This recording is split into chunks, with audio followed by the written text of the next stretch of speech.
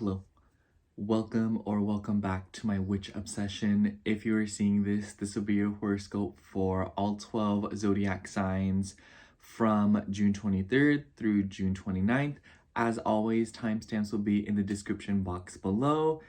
And if you would like to consult me for a personal reading, oh, by the way, I would prioritize your rising sign and then your sun and moon. But if you'd like to consult me for a personal reading, you can contact me via email or also check out my Etsy shop, link down below as well. Make sure to like, comment, and subscribe, and I will see you at your reading. Oh my gosh, you guys.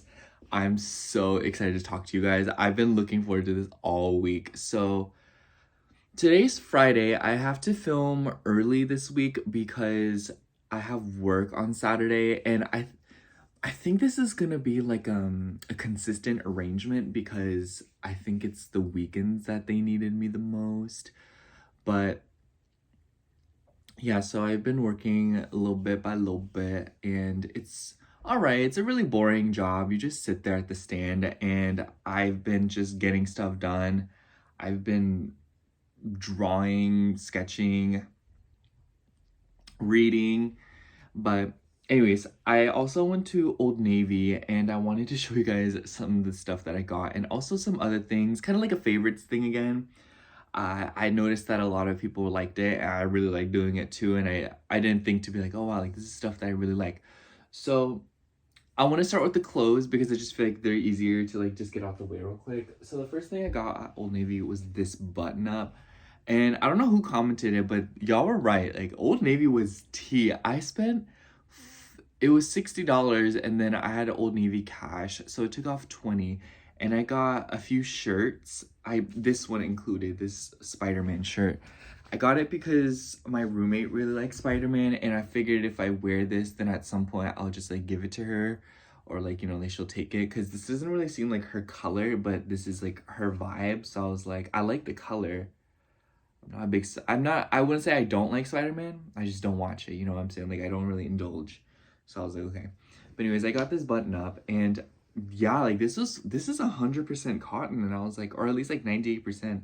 It feels super nice, and you know, I already washed it once, and you know, there seems to be no damage to it. So word, I really like the design. It really caught my eye. I just thought it was very summer vibes, and I thought it'd be really, really nice for summer. And then another thing that I got was these socks. I'm curious to see how these socks hold up. It came in a 3-pack, one with like a dark navy blue stripe, and then one with like kind of like a tealish, lightish blue stripe, and then this says Old Navy at the bottom. But I thought these were very nice looking, and I've been needing more lighter socks, white socks, I guess, and I was just like, oh, I'll try them out. These are like, what, like a few bucks, $12. So I thought I'd give them a shot. I also got these socks. These are from my roommate. I bought them for her because the donut design just so made me think of her. I don't know, like last year when she got back from Mexico, I got her a few gifts for just like a welcome back, and then like I got her a few gifts for her mom when she got back, because I don't know if y'all know what I mean, but I feel like a lot of people who frequently go outside of the US, I feel like they associate America with like labor and work. Like that's what my mom says. She'll say, because when she went to Korea, she came back and all she was saying to me was, you know, I miss working, or all you do in the US is work. And I don't know, it's just kind of something that sticks out to me because I don't know. I feel like I wanted to get her a gift because I feel like it makes, you know, the reality of coming back to the States to have to work, you know, continue your life, you know, I feel like a little gift is just kind of like a little pick-me-up. So I was gonna get her this, I got her this, and then I wanted to get her some stuff from Sephora. She has this Fenty lip oil that she really likes that I introduced her to, and funny enough, it's the thing I got her last year when she got back from Mexico. And she also wears a concealer, and it's the Maybelline Age Rewind. And I've been thinking, because I found out her shade number, so I've been thinking about getting her like a more like updated concealer, like a really nice one from Sephora. And I don't really know what the texture of her concealer is like, and I don't really know what concealers she would like, but I'm thinking about maybe getting one from like House Labs or maybe even Fenty. I feel like she'd really like the Fenty concealer, or even like Hourglass. But I feel like I want it to be one that's in a reasonable price range, so that if she does get hooked and wants to buy it for herself, it's not like she's paying triple. Because the Age Rewind one is like 15, and then House Labs and Fenty is around like the 30-25 threshold, so it wouldn't be that much more. But that's what I want to do for her, and I want it to be just kind of like a little small things, because I feel like she feels bad if I get her too much stuff. Anyways, another thing I got was this shirt. I folded it. I kind of didn't want to unfold it for this, but I had to show you. But this is cropped, and it's like this light purple wash, like a lavender almost, maybe even, this looks like a periwinkle. And it fades to a white on the bottom, and this was the only cropped shirt that did this, and I thought, it's so summer vibes to me. I don't know why, just a lot of the clothes at Old Navy was just giving me band camp, because I'm sure a lot of you know by now, but I did marching band in high school, and whenever before we would start band camp in July, I would buy a bunch of clothes for band camp, and I don't know, like these clothes just reminded me of that, but kind of in a good way. I don't know, the vibes just feel good. Old Navy just has good vibes, okay? I don't want to know what's going on behind the scenes as to why all these clothes are this cheap and this good quality. I really don't want to know. It'll ruin everything. It's kind of like finding out how hot dogs are made. Like, let's just, ignorance is bliss right now. Okay, that's all I have to say. Anyways. Yeah.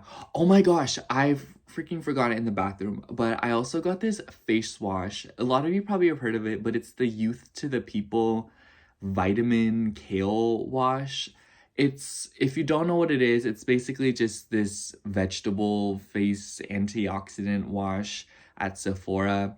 And I got a little, it's pretty much the size of this lip gloss, which is something that I also wanted to talk to you. And it's really nice. I didn't really think that there would be a face wash that impresses me more than the La Roche-Posay, because that's the one I've been using. But I couldn't help but feel like I needed something more elevated. I don't know what it was. I just felt like the La Roche, it was giving like bar soaps. It was starting to give me bar soap. And I don't mean that in a bad way. I was just kind of like, you know, like I want something new. I want something different. And I don't want to say I swear, but that face wash is really good, y'all. It's tea and it smells really good. Now, if your skin is sensitive to fragrances, I would not recommend it, but I'm blessed in that my skin doesn't care if something has fragrances. But yeah, I tried it and I really like it so far. So I'm probably gonna end up getting the full size here soon after I finish that little bottle. But yeah, Youth to the People, TAF. None of this is sponsored, by the way, but like, yeah, like, okay, I see your point. I want to try the Air Whip moisturizer, but I'm kind of like, I already have a good moisturizer. Like, don't fix what's not broken. Anyways, the next thing I wanted to talk about was this lip gloss. This is the Pillow Talk. I don't know if YouTube would like me saying this, but Big Lip Plump. You guys know. Anyways, so first of all, I always wanted something from Charlotte Tilbury, because she's a Taurus moon too. Hi darlings, it's Charlotte Tilbury. And I love this stuff, you guys. First of all, it has collagen in it. I don't really know if that makes a difference. I always hear that you should consume collagen. You shouldn't just put it on. It doesn't really do anything. But anyways, let me apply.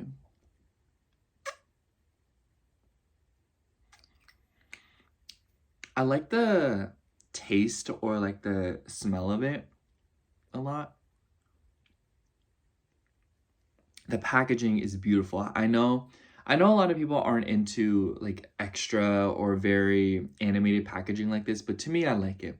It really reflects who she is, and she's like an Aquarius, Sun, Taurus, Moon, and ever since then, I found that out. I was just like, I need that. So this is $30-something. I got it during the sale, and I wasn't really expecting to like it as much as I have, because if you guys have tried the Too Faced lip injector or the lip whatever, this is like that, but on steroids. I feel like you feel the burn immediately, and it just leaves your lips looking so juicy. The first, like, 5 minutes of having it on, it is very unassuming. It just kind of looks like any other gloss. But later on, when it soaks in more, it looks like, I don't know how to explain it. Your lips look unreal. Like, they look like balloons. I don't know. Like, like the texture of a balloon, like it's smooth, it's reflective. I don't know. It's just looking at it, it makes me so happy. And it's just, I highly recommend this if you are willing to splurge, or if you're not, opposed to spending on the money, because $35 for a lip gloss is a lot. You could probably spend like what, like $15 for something else, but me personally, I'm just kind of like, you know what, like, if I like it, I just have to buy, and that's that. Speaking of expensive stuff, I also wanted to talk about this. So I feel like, so I bought this sunscreen, and the main catalyst for me buying this instead of the Laneige one, which is the one I've been buying, and sunscreen is the one step of my skincare routine where I'm not afraid to splurge. I feel like SPF is just one of those things where it's like there is a difference in the quality on what you buy. Like, that's how I feel, like there's better labs, better chemicals, better handling, and better sanitation. I don't know what's going on behind those labs, but I just know that it is more thought out. And I honestly aim for sunscreens that are made in Korea. One, because they're just better, and two, because I'm Korean, so I just feel like very connected to it. So when I found out Laneige was Korean, I was like, oh, I'll use this sunscreen, because I feel like everybody talks about like that one brand. I think it's called like Beauty of Chosun or something like that, and then it's like what on Amazon, and I'm like, I don't want to buy it. I don't know why. I always hear about how they're changing up the formula, and I'm like, I don't want to deal with that. So I got the Laneige one, and I found this one, and I'll kind of explain the story. But the Laneige one, I like. The packaging though just really irritates me, because the bottle it's not like a plastic drugstore bottle. Do you know what I mean? It's not like, here, let me just open this and show you. I specifically didn't open it because I wanted to open it with you guys. But you see how this one is plasticky? It's like that drugstore bottle, and it has a convenient opening enclosure. I really love that for a sunscreen. I feel like it's very convenient, and it makes my life easier, because sunscreen is the last step of my skincare regimen, or regime, or whatever. So my hands are like covered in skincare, and I don't want to wrestle with that Laneige bottle, because it's made of like this, almost like an aluminum texture. Like bottles of like those tubes that are like metal, and they have like a strong chemical in them, like, like retinoid ones. It's almost like that, but just a little, it's like a harder plastic almost. And wrestling with that bottle to get the sunscreen out is so frustrating in my eyes. And on top of that, I also don't like how the cap is like, you have to unscrew it. I just find it to be really frustrating to deal with, and it's just not a good experience. The bottle gets all dirty, and it's just thinking about it's overstimulating. It's $30, and then this one was $36, and I was like, honestly, they're both Korean, and I'm not opposed to spending a few more bucks just to make my experience a little bit more friendly. But anyways, this is Then I Met You, and I honestly, so I've tried their cleansing balm, and I re-bought it just yesterday, and I'm not gonna lie, y'all, their cleansing balm's nice. I was kind of talking smack about it, because I was like, girl, like, cleansing balm is a cleansing balm, but there is a noticeable difference in the quality. And I don't know, like, I love doing my skincare. I really do. And, it's just like an experience for me. And if I like the experience, I feel like I just feel so much better. But I love this brand, not only because it's Korean and I just feel like I feel more connected, but just like the name Then I Met You, and like kind of like I don't know if like I got bought like a sucker, or if I genuinely just feel like a connection, because I just think, because I googled it, and the motto of the brand is apparently like, like, what was she calling it? Chung? Or like something like that, where it's like a Korean phrase for like attachment and love. Mind you, I don't know too much about like Korean cultures and traditions, because I've never been to Korea, and my parents did not teach me anything. So I kind of just allow myself to be exposed to it very organically. But I don't know, just like the whole concept of like having met someone, or like meeting something, or like, what is the word? Coming across something, and it changes your life, and it changes your perspective and feelings. And I can't help but feel like I've had so many moments throughout my life where it was a Then I Met You moment, whether it be like my roommate, whether it be, you know, you guys, whether it be my other friends. It's just that vibe of like meeting someone and it changing your life for the better. And I like to think that that is just kind of how I want to move through my life right now, is appreciating things and appreciating what I come across and what I meet. I don't know. And I just think the color scheme is just so beautiful. And I love the creator. Her name is Charlotte, which I think is so funny, Charlotte. Anyways, but I don't know. I really like this brand. It's really pricey. It's expensive. $36, and then the cleansing balm was like $40. That's expensive, okay? But I will say the experience is well worth every dollar. Anyways, I'll try this out and tell y'all how I feel. But so far, so good. Youth to the people. I also recommend the Laneige sunscreen if you're okay with dealing with annoying AF bottles. I feel like that's like a really good sunscreen. If you, I don't know, like sunscreen isn't something I never thought I'd be passionate about. I wanted to try the Supergoop, but something about Supergoop is just very intimidating. There's just so many of them. Have you been to Sephora and you see like a whole rack full of Supergoops and you're like, what is going on? Anyways, I feel like I have so much to talk about. Today's intro is going to be a little bit long. So the next thing I want to tell you guys about is my plants, because someone commented like, how do you take such good care of your plants? I hope you're seeing it this far into the video. Like I hope you're like this far along in the intro. But honestly, I've really liked plants ever since I was a little kid. I feel like I've told you guys this story before, but when I was little, I used to get dropped off of my babysitters, and this is before I was in grade school. And when I would get dropped off of my babysitters after my brothers got dropped off at school, I would go to her house, and then I would wake up from my nap on her luxurious leather couch, might I say. And then in her large house, I would, you know, scoot on over and march to the front door. And I don't really know how to explain it. So imagine this is the front door, and you're looking towards it from the inside. So you're where I would be, and then this is the front door. It would be like a path, a walkway, like a breezeway, and then it would be a runner rug in the middle, and then on the side of the rug, there was just pots and pots of plants. And I remember I would wake up from my nap, and I would just go over there and pop a squat and just stare at them. I would even touch them. I don't know why. And I would grab leaves off of them and hide them around our house, which was annoying of me. And I don't know. This kind of where my love for plants started. And I remember I'd ask her for them. She'd give me cuttings. They would all die.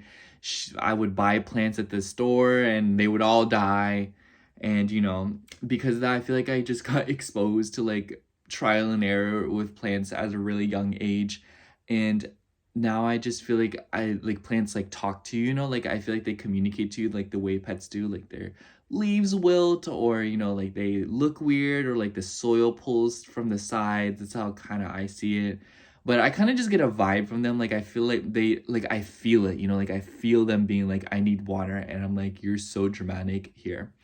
But as a general rule of thumb, the bigger the leaf, the less light it needs, because the bigger the leaf, it means it's big to catch lighting. And you'll even notice when you give big leaf plants too much light, the leaves will grow smaller. And the thicker the leaf, the less water it needs. But that's kind of like my general rule of thumb. And yeah, that's what I do for these guys. This one is my baby. That's my baby. That's my pride and joy. I remember I repotted her and she was starting to struggle, and I was so stressed out. I couldn't enjoy life while she was struggling. She knows it too. She's been doing super well because I cut off all her flowers. If you have a plant and it flowers, it's pretty, but usually you should cut them off because it takes a lot of energy out of the plant. And depending on the plant, especially if it's a newer plant or like a younger plant, I would recommend, like even this one's been through a lot, y'all. But it would flower, and the first few months that I had it, I would pinch off the flowers because it just takes a lot of energy, and it doesn't need to exert all that energy because it's not going to reproduce. If you want your plants to flower, you should lower the temperature around them and stress them out, because flowers are how they reproduce. And when you stress a species out, they feel inclined to reproduce so they don't go extinct. Like, why do you think we are the way that we are. Anyways, the last thing I want to talk about, I'm trying to wrap this up, I'm trying to hurry, is this book. This is Smoke Gets in Your Eyes and Other Lessons from the Crematory by Caitlin Doughty. This is the first book I think in my whole life that I've actually reread. I'm pretty much over halfway through it. I'm using a Chipotle napkin as a bookmark, but this book is just a memoir about Caitlin Doughty. She's a Leo, and her experiences working in the funeral industry.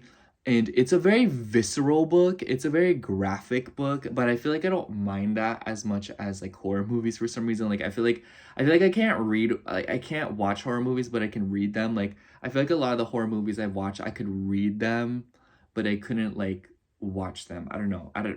Do any of you feel the same way?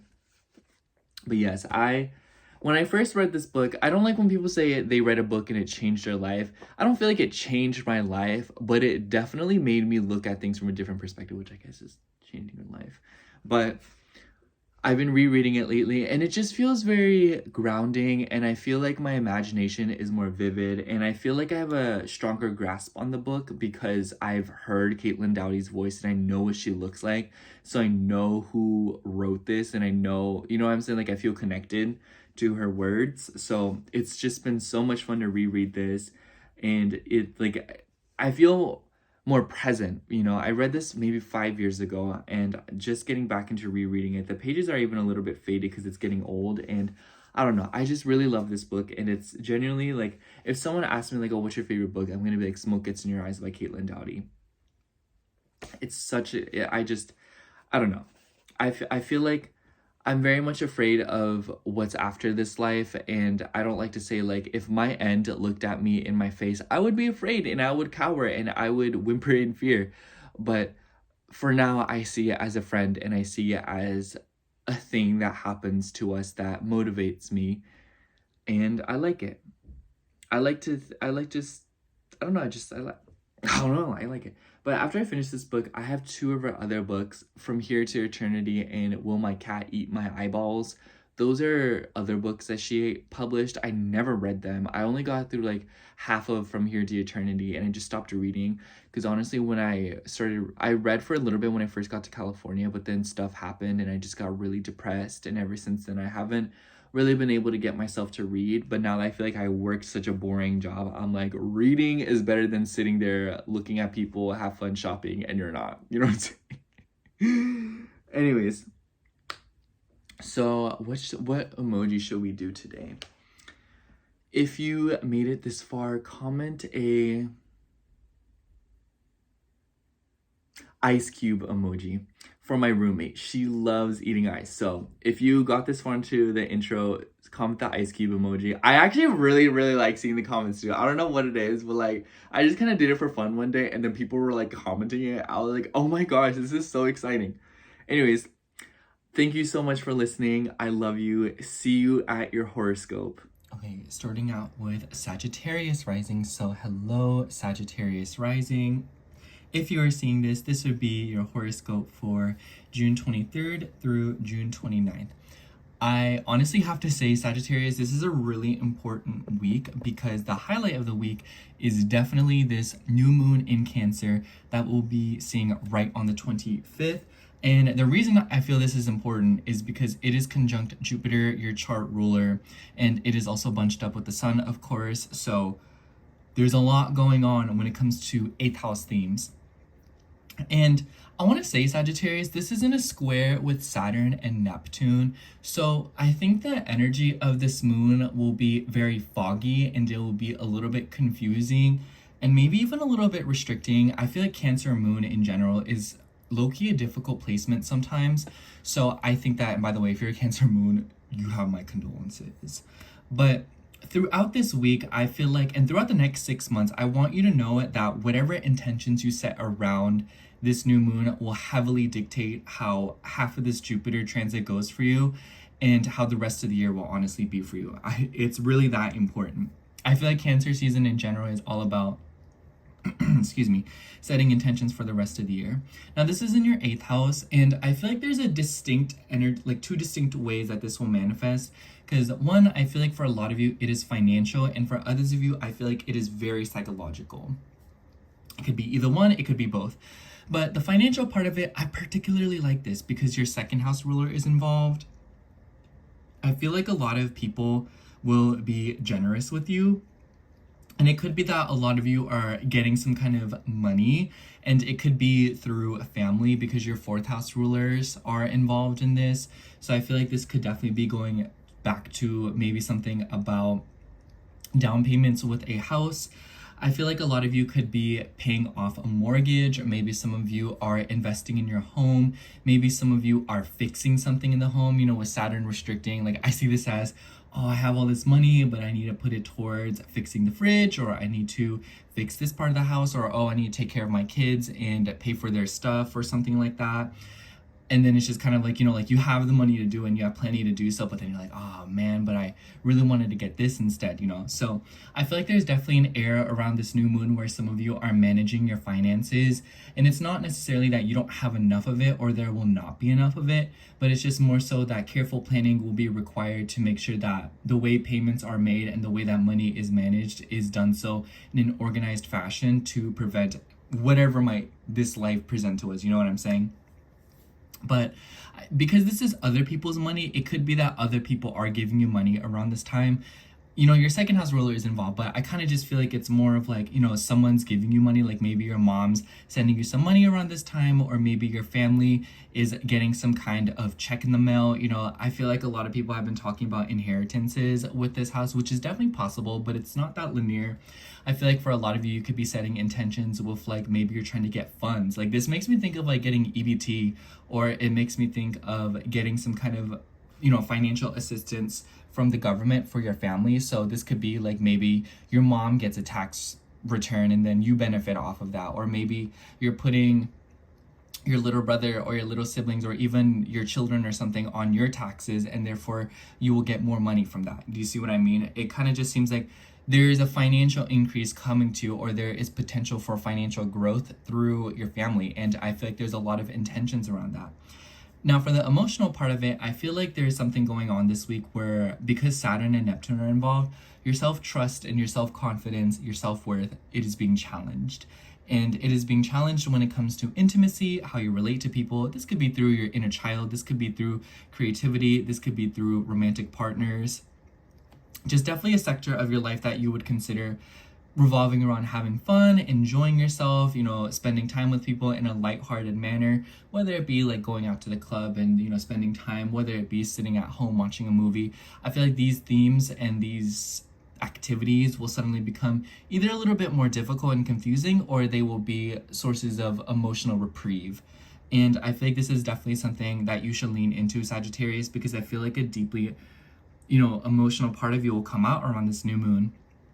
And I feel like the foggy energy that I keep talking about, it's like, man, like, why do I feel this way about, you know, this thing, you know, like maybe you're like, oh, like, why do I feel this way every time I leave the blinds upwards instead of downwards? And then over these next few months, like you might discover it started very simple where it's like the blinds, but then you kind of like spiral into a frenzy where you're like, oh, like I remember when I was like a little kid, like mom used to always yell at me when I left them this way, the blinds, and then it would just like really traumatize me and I just didn't like that. And then it kind of like segues into other things, you know? So it's kind of like the breakthroughs that you make around and after this new moon will be very small, gradual, but they will be very big on an emotional scale. And the nice thing is, though, is that Jupiter's out of your 7th house. But I will say, in the beginning of the week, the moon will be moving through Gemini, and it will form that grand mutable cross once again with the nodes and your rising sign. And so, again, you are the only rising sign that will be experiencing this. And so I kind of feel like the beginning of this week will definitely start out with like relationships, signatures, something about your home and your career, especially with Mars involved now. A lot of you could be facing some kind of difficulty or some kind of a challenge when it comes to your career. And it could be because of your kids. It could be because of something revolving around the money. But generally speaking, I also feel like it could be something about like wanting to break free and have more fun, and maybe feeling a little bit bogged down because of your career and your work.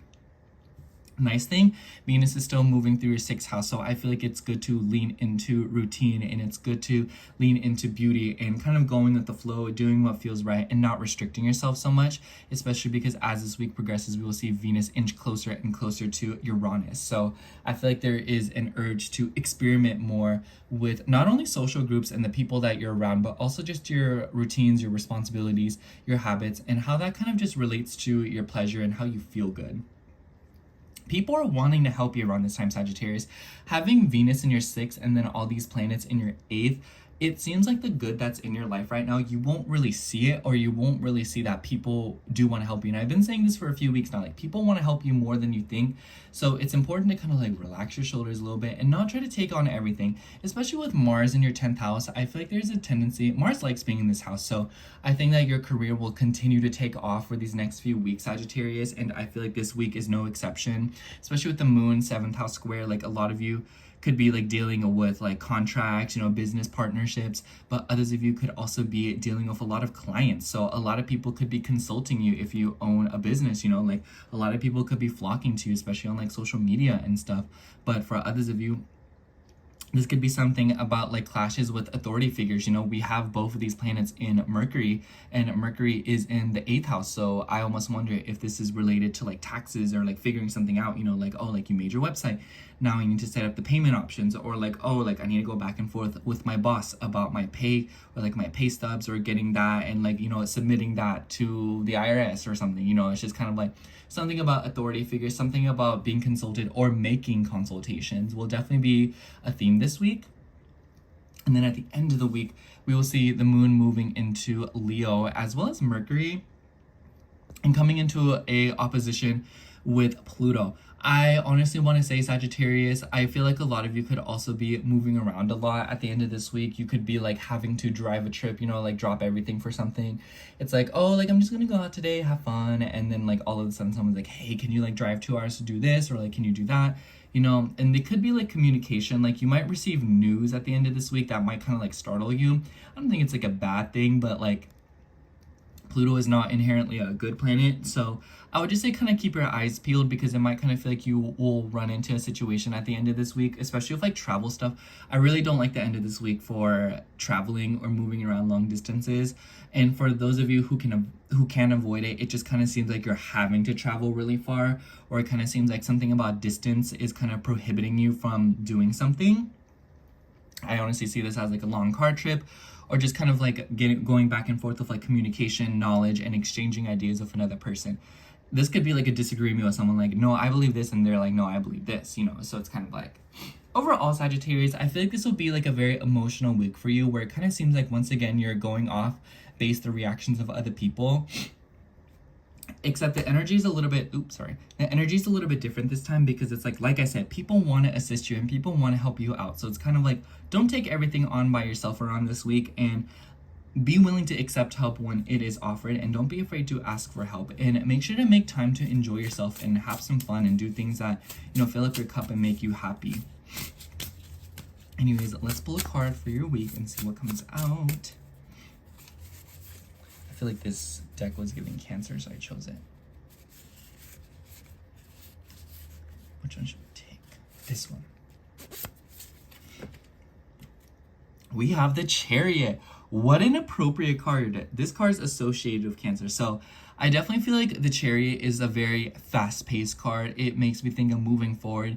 It makes me think of zipping through. And for you, this could be movement. So for a lot of you, you could literally be moving homes. Maybe this new moon is you putting a down payment on a house, or renting a new place out, or, like changing locations, or maybe you're going to go stay with a relative. And, with the oppositions in your 3rd and 9th house, like maybe this is a relative coming to stay with you. Definitely some kind of a arrangement with your home life is coming up throughout this new moon. But just looking at this image, it makes me think of like head in the clouds. It makes me think of like rockets in like space. So a lot of it could be like transcending in some way, or just kind of moving through. And because it's at nighttime, this card, it kind of just seems like a lot of the stuff, like pay attention to your dreams and your sleep habits. Anyways, that's all I have for you, Sagittarius. Thank you so much for watching. I hope the horoscope resonated, and if it did, make sure to like, comment, and subscribe. And I hope to catch you in next week's horoscope. Bye. Okay, now moving on to Aries rising. So hello, Aries rising. If you are seeing this, this will be your horoscope for June 23rd through June 29th. Honestly, Aries, I feel like this is a pretty important week because we have this new moon in Cancer right on the 25th, and it is conjunct Jupiter and the Sun. And honestly, Aries, I just need you to know the intentions that you set around this new moon will be carried out for the rest of the year. Like, this new moon will dictate a good portion of how the rest of the year and this Jupiter transit will go for you, at least for the next 6 months. And it definitely seems like because it's in your fourth house, there's something going on about your home and your family. I feel like this is kind of like an ongoing theme for you, Aries placements, especially with the Mars retrograde that we had. And I feel like this new moon is a new beginning inspired by that in some way, shape, or form. It's like you've been meaning to do something and you're finally getting around to it now. And with your Mars in the 6th house, I feel like there's definitely an emphasis on work right now, or about services, or about just like your obligations and responsibilities. And it kind of seems like this is benefiting or working with your 4th house, especially because Mars will be sextiling this new moon. And this new moon is also in a square with Saturn and Neptune, who are in your 1st house. Saturn rules your 10th house and Neptune rules your 12th house. So I feel like the energy around this new moon is a little bit friction, and you will feel it. And it will be carried out for, like I said, the rest of the year. And when I say responsibilities and work, I feel like a lot of you could, on one hand, just be creating space in your home to do more work. Maybe you are having to work from home. I definitely feel like there's sprinkles of your career, with your chart ruler being in the 6th house and then your 10th house ruler being in your 1st house. To me, it kind of seems like you are moving jobs, or you're having to relocate because of a work situation. Or it might be that you are moving because of a job opportunity. And it doesn't necessarily have to be that you are moving because of a job opportunity. It could be that you're having to move because somebody in the household got a job opportunity. So I see this as like, oh, dad got a job in Wisconsin, so now we got to move over there, you know?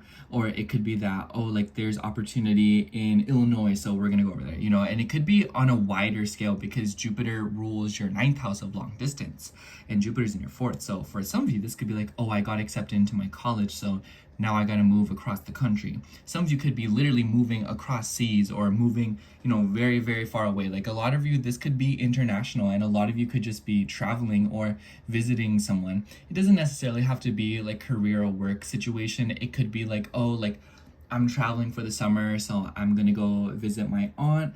While I'm doing that, I'm going to get my PTO, or I'm going to have to, you know, like put in some extra hours before I leave, or like sort things out with my, you know, like get like someone to water your plants while you're gone, or like getting a service, you know, hiring someone to watch your dogs while you're gone, you know, something like that, you know, where it kind of seems like you are seeking out assistance from another person to kind of help you with something while you are not there to tend to it.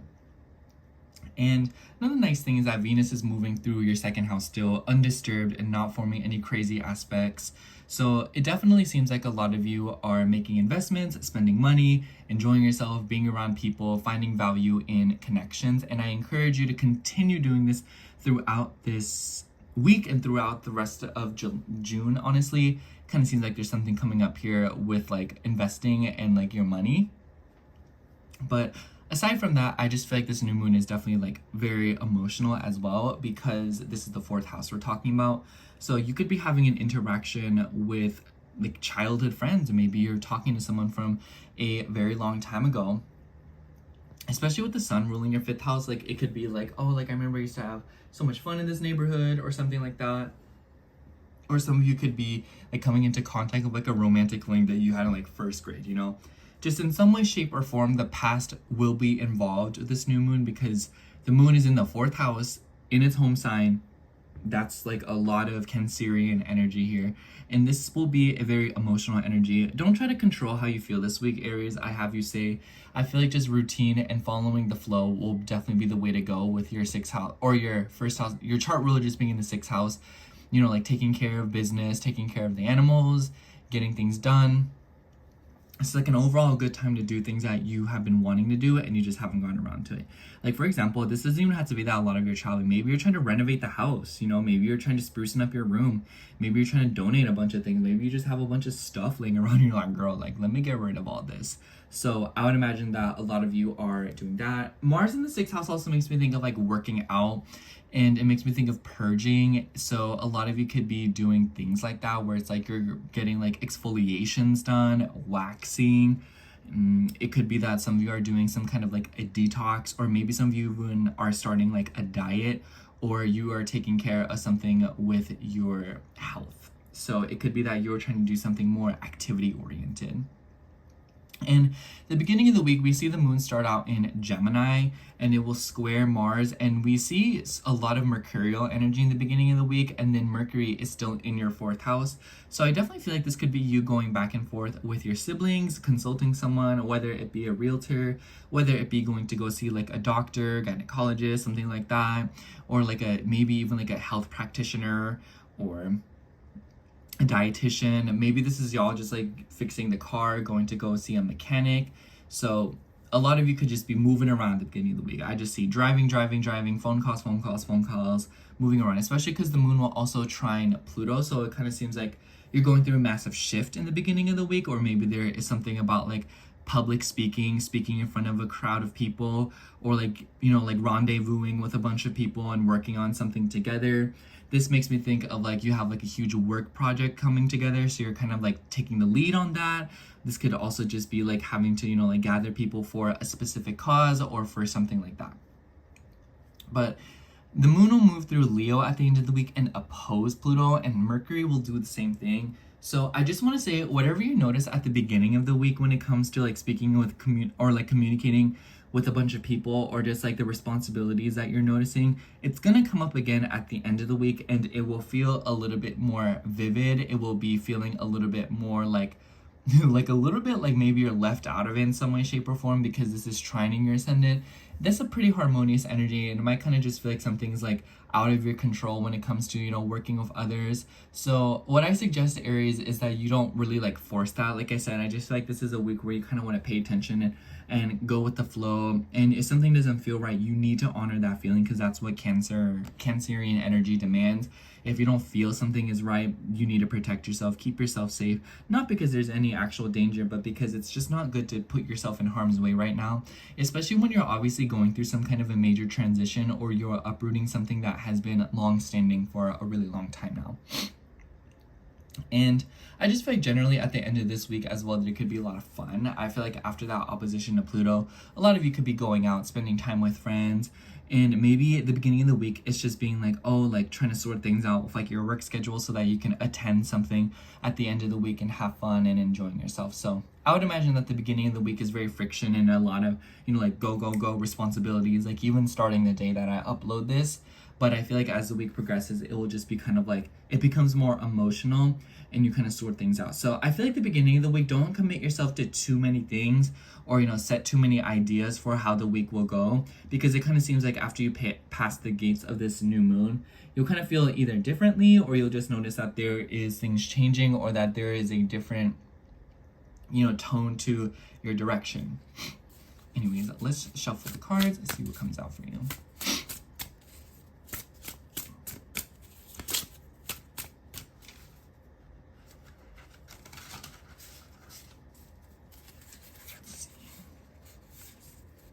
This one. For you, we have the Queen of Wands. So it could be that you are literally dealing with a Queen of Wands, someone who is feminine, fierce, flamboyant, and bold. And, you know, it could be like some of you are like, I feel like with all the fire energy in your first house and then the moon moving through Leo at the end, maybe some of you are running into a tiff or like a conversation with the Queen of Wands, and maybe you're sorting something out with her. But I also feel like this could be a call for you to step into the Queen of Wands energy, moving through things with inspiration, boldness. And it could be that a lot of you are feeling very like inspired right now, or wanting to do something, start a project. And maybe with the aspects to Pluto we see throughout the week, as well as the planets in your first house, could be that you guys are getting very serious about a goal or something that you want to do, and you're finally trying to take action and do something about it. And I feel like this is one of those weeks where you want to initiate it, and it's coming from a place of genuine emotion and something that you feel connected and attached to. Anyways, that's all I have for you, Aries. Thank you so much for watching. I hope the horoscope resonated, and if it did, make sure to like, comment, and subscribe, and I hope to catch you in next week's horoscope. Bye! Alright, now moving on to Taurus rising. So hello, Taurus rising. If you are seeing this, this will be your horoscope for June 23rd through June 29th. Honestly, Taurus, I really like this week's energy for you. I definitely feel like it's a lot of familiar territory. And obviously that's not to say that this is going to be like the best week of your life or anything, but I definitely feel like because now Mars is trining your ascendant and Venus is not forming any harsh aspects to other planets, it seems like you're uninterrupted right now, or you kind of have a flow going. And the highlight of this week is definitely this new moon in Cancer that we'll see right spank in the middle on the 25th. And for you, this will be in your third house of the way you're thinking, your communication. And I feel like this is a pretty interesting combination of energy. I mean, it shows in the way you communicate and think, Taurus, but generally speaking, this is a time where your intuition will be heightened. And I've been saying and will continue to say that whatever you see and the intentions that you set around this new moon will fan out over the rest of the year, the next 6 months, and pretty much dictate a good chunk of this Jupiter transit for you. And Jupiter rules your 8th house, or excuse me, yeah, it does rule your 8th house. Ooh, sorry. And I kind of feel like there's a lot of financial themes going on for you, Taurus, but I also feel like this could be a heartfelt conversation. I feel like this is a good time to set intentions for communicating how you feel to people, and maybe this is even like a confession from another person. This could be related to your home and your family with the sun involved. And I just feel like for those of you who are not, like purchasing a car, investing in your car, improving technology, this could definitely be like a very heartfelt conversation that you are having with another person. And it could be that you are springing up a lot of ideas around this time, or you are thinking of ways to innovate or change something. And the third house to me also makes me think of like your neighborhood. So maybe this could be like changes in your personal neighborhood, your area. This could even involve your siblings. So it might be that somewhere is opening up, maybe someone's moving into the house next to you, maybe you're having new neighbors or something like that.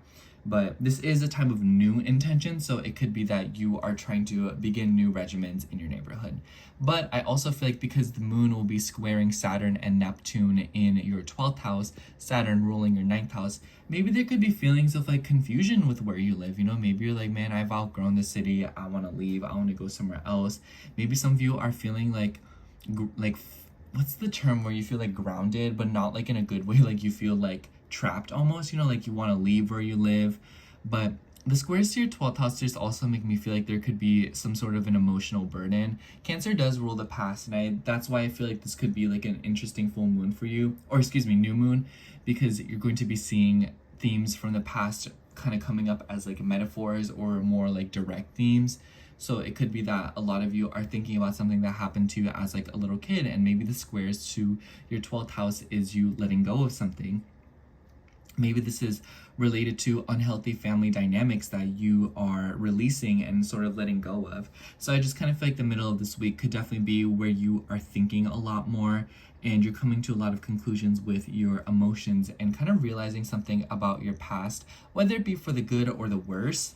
But I like that the sun, moon, Jupiter, I definitely feel like this is a good energy above all else. Like the moon's in its home, it's in its home turf, Jupiter's in its exaltation, and the sun's just like happy to be here.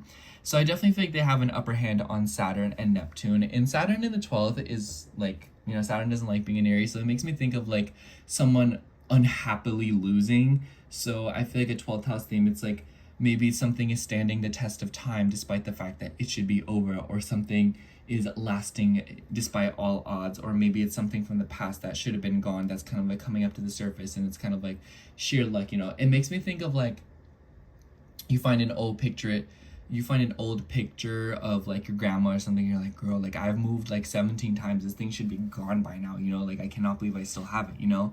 And that's definitely like a theme, you know, where it's like something has prevailed, whether it be an idea or a physical thing, and it's kind of like reliving and being nurtured around this new moon. And like I said, this is just like a very, very nice week to have meaningful conversations with people and establishing emotional boundaries. And the beginning of the week, we see the moon moving through Gemini, and it will come into a square with Mars. So I definitely feel like for some of you, this could be like something going on with like children and like how you manage money with them. But for others of you, this could also be related to creativity. This could be something about taking action, your inner child, your self-confidence, how good about yourself you feel essentially. But this could also just be like Mars in Virgo square moon in Gemini. It makes me think of like sporadically spending. So I would imagine a lot of Taurus risings are going into this week like spending like a madman, or like maybe you're just having to like buy a bunch of things that you need. You're like, oh girl, like I need a new filter for my humidifier, or oh my gosh, like I need, you know, to restock the cereal in the fridge, I need to get more dental floss. That's what this makes me think of. And it's like finding pleasure in that. And you know, especially with the ruler Mercury in the third house, it could just be that like you guys are moving around, online shopping, buying stuff online, ordering stuff online. And it doesn't necessarily have to be that like it's like fun, or like, you know, like, or like you're doing it for fun. It's just like something that you need to do, but it's like definitely something like, okay, I have enough to buy this, so like let me do that, you know. Especially with the sprinkles of your 8th house ruler in your 3rd house. It could definitely be that this is a time where you are receiving some kind of good luck when it comes to online banking. Definitely not a bad time to do like digital currency if that's something that you were intrigued in or like learning about. I feel like the 8th house ruler moving through the 3rd house, this could also be something about like websites or getting money through the internet, coupons and whatnot. So like it makes me think of like just getting really lucky with like saving deals and whatnot with like online shopping. But on a grander scale, it could also be that a lot of you are moving money around within the online market and it's benefiting you. Like maybe you find a credit card, or maybe you find a bank or something and they have a website and you're able to transfer something and it gives you like a better interest rate and you're able to make more money off of having money in the bank or something like that. You know what I'm saying, Taurus? It's just like, I feel like especially in the beginning of the week with all this Mercury energy in the 2nd, 5th house with the ruler in your 3rd, lots of moving around, communication, having fun, trying local spots. Like I feel like the beginning of the week, it could be that maybe you're going out to eat and like a local pizza parlor or something. Really nice time to do that, by the way. I have you say if you're wanting to like run to a local coffee shop, or just like have a day where you're kind of like out and about getting your coffee or like getting your food and then like doing what you need to do and you're wanting to find joy in that, definitely the beginning of the week is a good time to do that. And also a good time of the week to kind of advance on movement. So I think it's a very good time to do like spiritual exercises. It makes me think of like doing like yoga or like Pilates, you know what I'm saying? And like the spiritual element of like, you know, moving with intention. That's the way to go. But with Mars in your 5th house now, I think that there's overall an emphasis of purging and letting go of something when it comes to themes revolving around your creativity, children, how you enjoy yourself, and what you do when you're wanting to have fun, as well as your ego and what is keeping you prideful and what you is no longer serving you. And then I also want to say that the moon will be moving through Leo at the end of the week, and so will Mercury, and they will come into an opposition with Pluto. So I kind of feel like at the end of the week, there's something going on with some kind of like something about home, authority figures, work-life balance.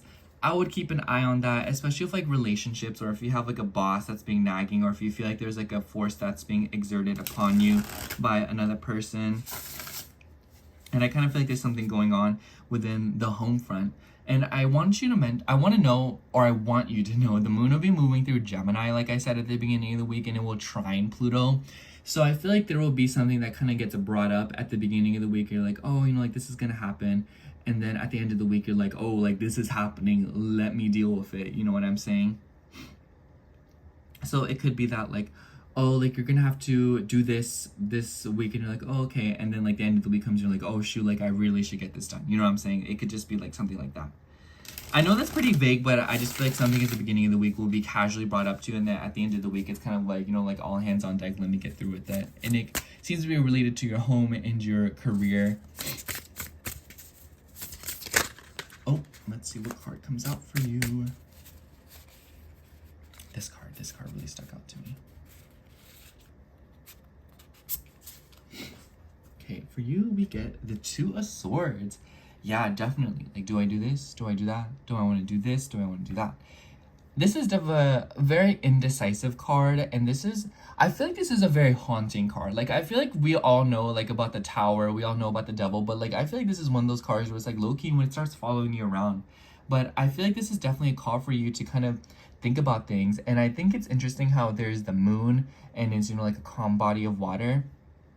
Meditation, sitting down in silence, doing something meditative, or just kind of taking time to yourself in silence and looking at things from a different perspective and not allowing yourself to be disturbed by external forces. And I definitely feel like this is one of those weeks where intuition and respecting your feelings and respecting how your subconscious is operating is a good time to make your decisions and do things, you know? I feel like you deep down really do know what you're trying to do, Taurus, and I feel like there is like a decision to be made and you know what you need to do. It kind of just seems like your emotions and the way that your mind is working is kind of like clashing together, and I feel like this is a week where something will be concluded or there will be some kind of breakthrough made. You know, I think it's interesting how Cancer is very intuitive, but the third house is very logical, so it kind of seems like you are doing like some kind of merging with the mind and the heart this week, and this is a process that you want to do very delicately if you want to make sure that the decision that you make is the best one that you could possibly make right now given the current circumstances. Anyways, that's all I have for you, Taurus. Thank you so much for watching. I hope the horoscope resonated, and if it did, make sure to like, comment, and subscribe, and I hope to catch you in next week's horoscope. Bye! Okay, now moving on to Gemini rising. So hello, Gemini rising. If you're seeing this, this will be your horoscope for June 23rd through June 29th. Honestly, Gemini, I like this week for you. I like it for all of us, to be honest, because we will be seeing a new moon in Cancer right on the 25th, and this is a lot of good energy. Honestly, I want you to know, Gemini, that this week in general might feel a little bit awkward or it might feel a little bit tense. But I think that whatever is going on this week will heavily dictate the next 6 months and a good portion of this Jupiter transit. I always just feel like the intentions that you set in Cancer season really dictate the rest of the year for you anyhow. But this time is absolutely no exception. And I want to say that because this is the tension that I'm talking about is because we see this new moon squaring Saturn and Neptune. So there's like a hazy energy here. But anyway, starting with the new moon itself, it is going to be in your second house of your values, your resources, your money, and your self-confidence and how much you trust yourself. And tangled up with obviously the sun and Jupiter being your 7th house ruler and the sun being your 3rd house ruler. Lots of communication. Honestly, Cancer, I feel like this is a really good time to, or excuse me, Gemini, this is a really good time to have meaningful conversations with people, especially about like beliefs, philosophies. It could be related to family because, you know, Cancer. But for others of you, this could also be that you are receiving some kind of like a financial boost, and it could be through a legal matter, or maybe you're receiving money from another person, or it could just be that people are being very generous with you. Like, I see this as throughout this course, you're seeing people like pay for your meals, or people lending you money, you know, people giving you discounts at the store, you know, like the manager being like, oh no, like you can just take it or something like that. You know, it's kind of like, it could be as little as like the barista forgets, like messes up your drink, so they remake it for you and give it to you for free, and then you get like 2 free drinks or something, to a grander scale where like you apply for something and you get like a few $1,000s back. You know, it's like there's no limit here, and I would dare to say that it would be more than you think because Jupiter is involved. And it's really about your feelings, and the more that you honor your feelings and the more that you pay attention to them and go with the flow, the more that you will see that good things come out of this new moon. Excuse me. Cancer energy is very cyclical, and it's always kind of moving around, and it's never really staying the same. So I kind of want you to keep that in mind, Gemini, because this week might feel a little bit disheveled or a little bit out of order because the squares to Saturn and Neptune as well. In your 11th house, Saturn rules your 8th house. So definitely a larger idea is transpiring in some way, shape, or form. And it could be that because the 11th house makes you think of like dreams, your ideals, but also your social circles and gathering people for a cause. And with the squares, you're definitely going to feel this in some way, shape, or form.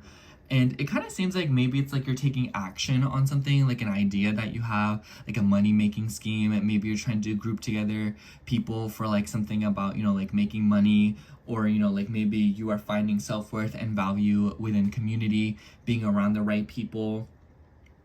Or it could be that like people around you are restricting you or making you feel sort of like held back. And I kind of feel like this is like, new moon in second house in Cancer squares Saturn in Aries. It makes me think like you feel one way about yourself, but you feel like you can't really be who you really are out there, in the world. So something about that, like a metaphor where it's like you feel this way about yourself, but when it comes to like other people and the ideas that you have regarding them, it kind of seems like there's like a sort of disconnect there. And I feel like this could be like a very confusing territory, especially with like your career.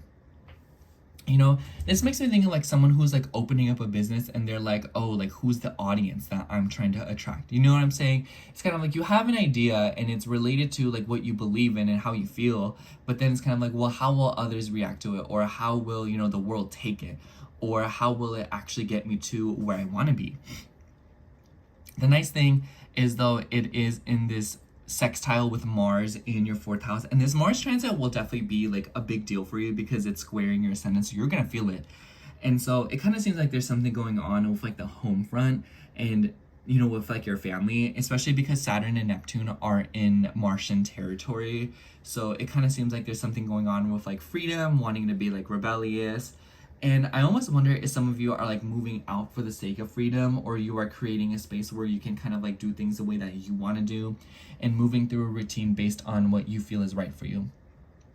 Especially because Mars rules your 6th house. So maybe this is you like moving around like your business, like maybe this is like you being like, oh, like I usually do nails or haircuts in the garage, but now I'm gonna move it into the living room or something like that. And for those of you who obviously are not like doing anything like business or like work, this could definitely be that some of you are rearranging your schedule and rearranging your routines and responsibilities in some way, shape, or form.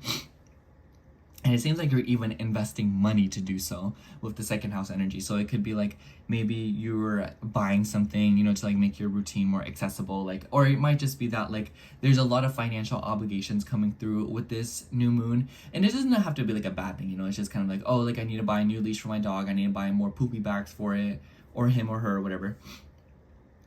Or, oh, I need to buy more liquid gel things like capsules or whatever for my beverages. I need to buy more of this, more trash bags. It's just kind of like you're kind of running around this new moon. And I wouldn't be surprised if a lot of you are moving around your money in some way, shape, or form, especially when it comes to like relationships. I feel like another person could kind of come through this week and assist you with something, or like want to benefit you or sponsor you or like give you some kind of energy. The moon will start out in Gemini this week, and it will be in a trine with Pluto. So I feel like starting out this week, a lot of you are trying to find power, or maybe you are wanting to exert power when it comes to preaching your ideals and teaching other people something, or maybe even learning something from another person. I definitely feel like that going into this week, a lot of you could be running into like an idea or like a concept and trusting yourself in some way, shape, or form. I feel like the beginning of the week is also very reflective, and I feel like some of you are seeing through something, especially when it comes to like distributions of power and seeing through something that is corrupt and not right. Because like the 9th house makes me think of like someone who's like on the high stage, but they're like spreading misinformation. But for others of you, I also just kind of feel like this is you kind of like garnering self-worth through your beliefs and feeling empowered in being able to teach others or possessing knowledge that others covet. I also want to mention at the end of the week, the moon, or by the way, I feel like at the beginning of the week, a lot of you could be like traveling as well, or like moving around. And it could be because of work, because Pluto has ties with your 6th house. So I almost wonder if this is like having to travel, like commute for work. But this could also be that like there's something going on with like your education or your schooling, your majors, and how that relates to your responsibilities and your work. This could on one hand just be like being swamped with homework. And on the other hand, it could just be that you're having to fly out for a business trip. Pluto does things in extremes. So whatever energy is kind of presented around the beginning of the week, you'll notice that it is a little bit like intense, or it is not something that's like that should be taken lightly. And then at the end of the week, we'll see the moon and Mercury, your chart ruler, move into Leo and immediately come into an opposition with Pluto. So I feel like the end of the week could definitely present some kind of situation regarding like a trip, you know, moving around. Like I see it as like the beginning of the week. They're like, hey, like, can you commute to work? Or hey, can you like drive 3 hours off site to go do this? And then at the end of the week, it's like you actually getting through it and doing it, you know? So it's like you're gonna get kind of like a warning or like a heads up at the start of the week of what something might be like at the end of the week. And then as the week, you know, ends and like wraps up, kind of seems like you're having to take care of something that was either assigned to you or just something that you're having to take care of. And it could be related to your home, your family. Maybe you're like taking care of business with your family members. On the other hand, this could also be like a tense conversation. I would be very dicey and like, or like there might be like dicey situations coming up, but I just feel like this is a week where you really want to take care with the things that you're saying and who you're saying them to, Gemini. And I feel like your intuition will, all of our intuitions will be on point because of all the Cancerian energy. But there's kind of a need to take care of others or like a need to like nurture others, by the way. So I feel like you should lean into that as opposed to running into conflict. Stand your ground and kind of let situations pass you by at the end of the week. You know, don't be too eager to prove yourself or like proving your point, because it kind of seems like things will start to escalate if you do. Anyways, let's shuffle the cards, see what comes out for you. This card's like sticking out. I want to take it. For you, we have the 10 of Wands. Definitely seems like there's burdens. I feel like Mars being in Virgo in your 4th house squaring your ascendant. A lot of work, no play. Honestly, Gemini, I feel like a lot of you were looking for jobs for a while, and I feel like a good portion of you have either found a job or there have been other responsibilities that have taken up your plate. And with your 6th house ruler just in Virgo, that's a lot of energy, you know, moving around, overworking yourself. And I feel like this week is a call for you to nurture yourself. I feel like a new moon in Cancer in the 2nd house, really nice time to do some self-care, you know, like taking a nice bath.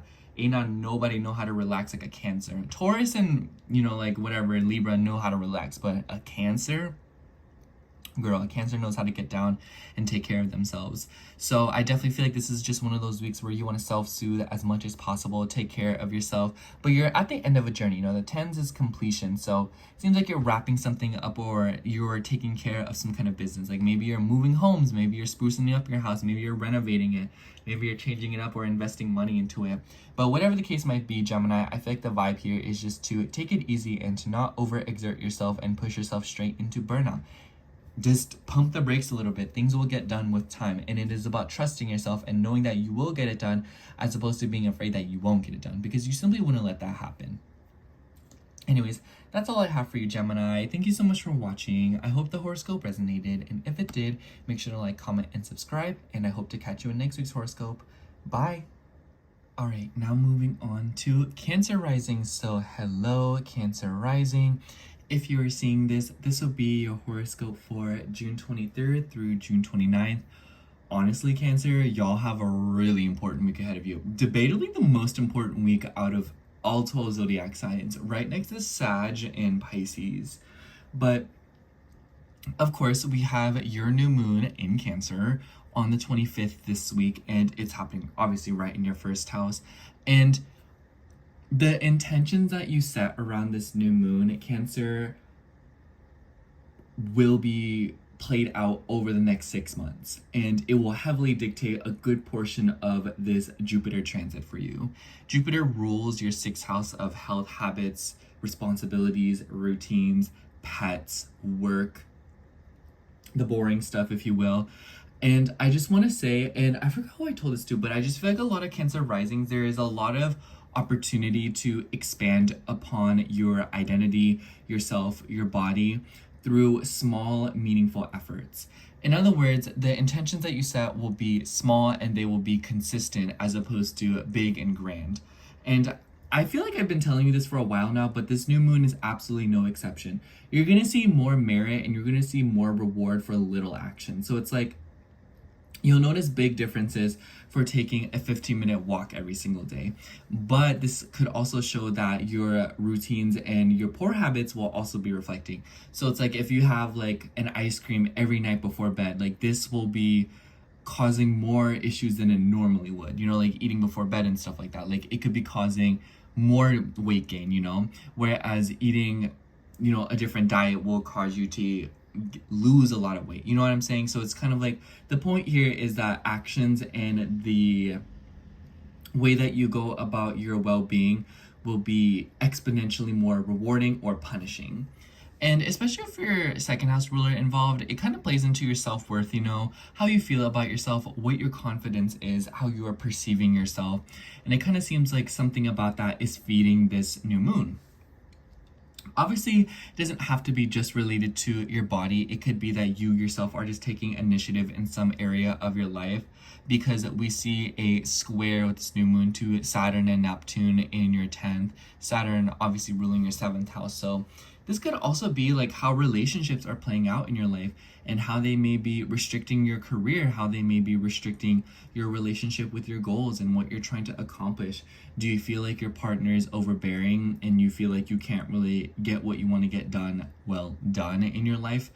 Because, like, you know, your partner is just so overbearing. But for others of you, it might be that you are so focused on your career and what you want to do and, you know, what your ambitions are, that it is getting in the way of your personal relationships and the people that you want to be around.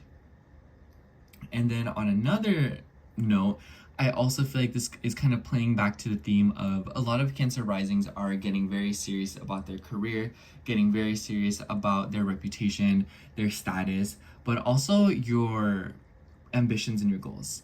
And with Neptune in the mix, with Neptune being your 9th house ruler, it might be that, you know, like with this new moon, like there's kind of a confusion here, you know, like how like you fit into the picture, you know, like it makes me think of like someone who is working a job and they're like, man, am I contributing to my dream and what I want to do?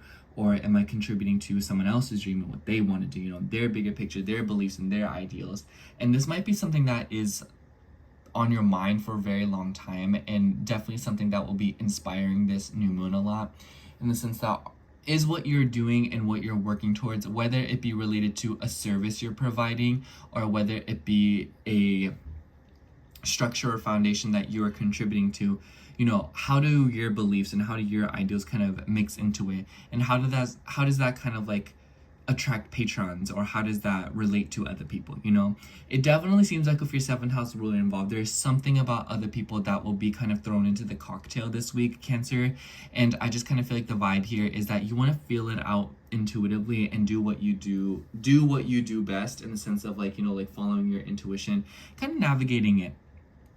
I also feel like for a lot of you, this could be relating to your schooling and your educational paths. You know, I almost wonder if this is like, you know, you're making a move on with your goals revolving around school and, you know, like moving around. Like some of you could be like moving long distances. Like I think all this Cancerian energy, a lot of people in general over the summer could be like making big moves and, you know, like changing homes or something.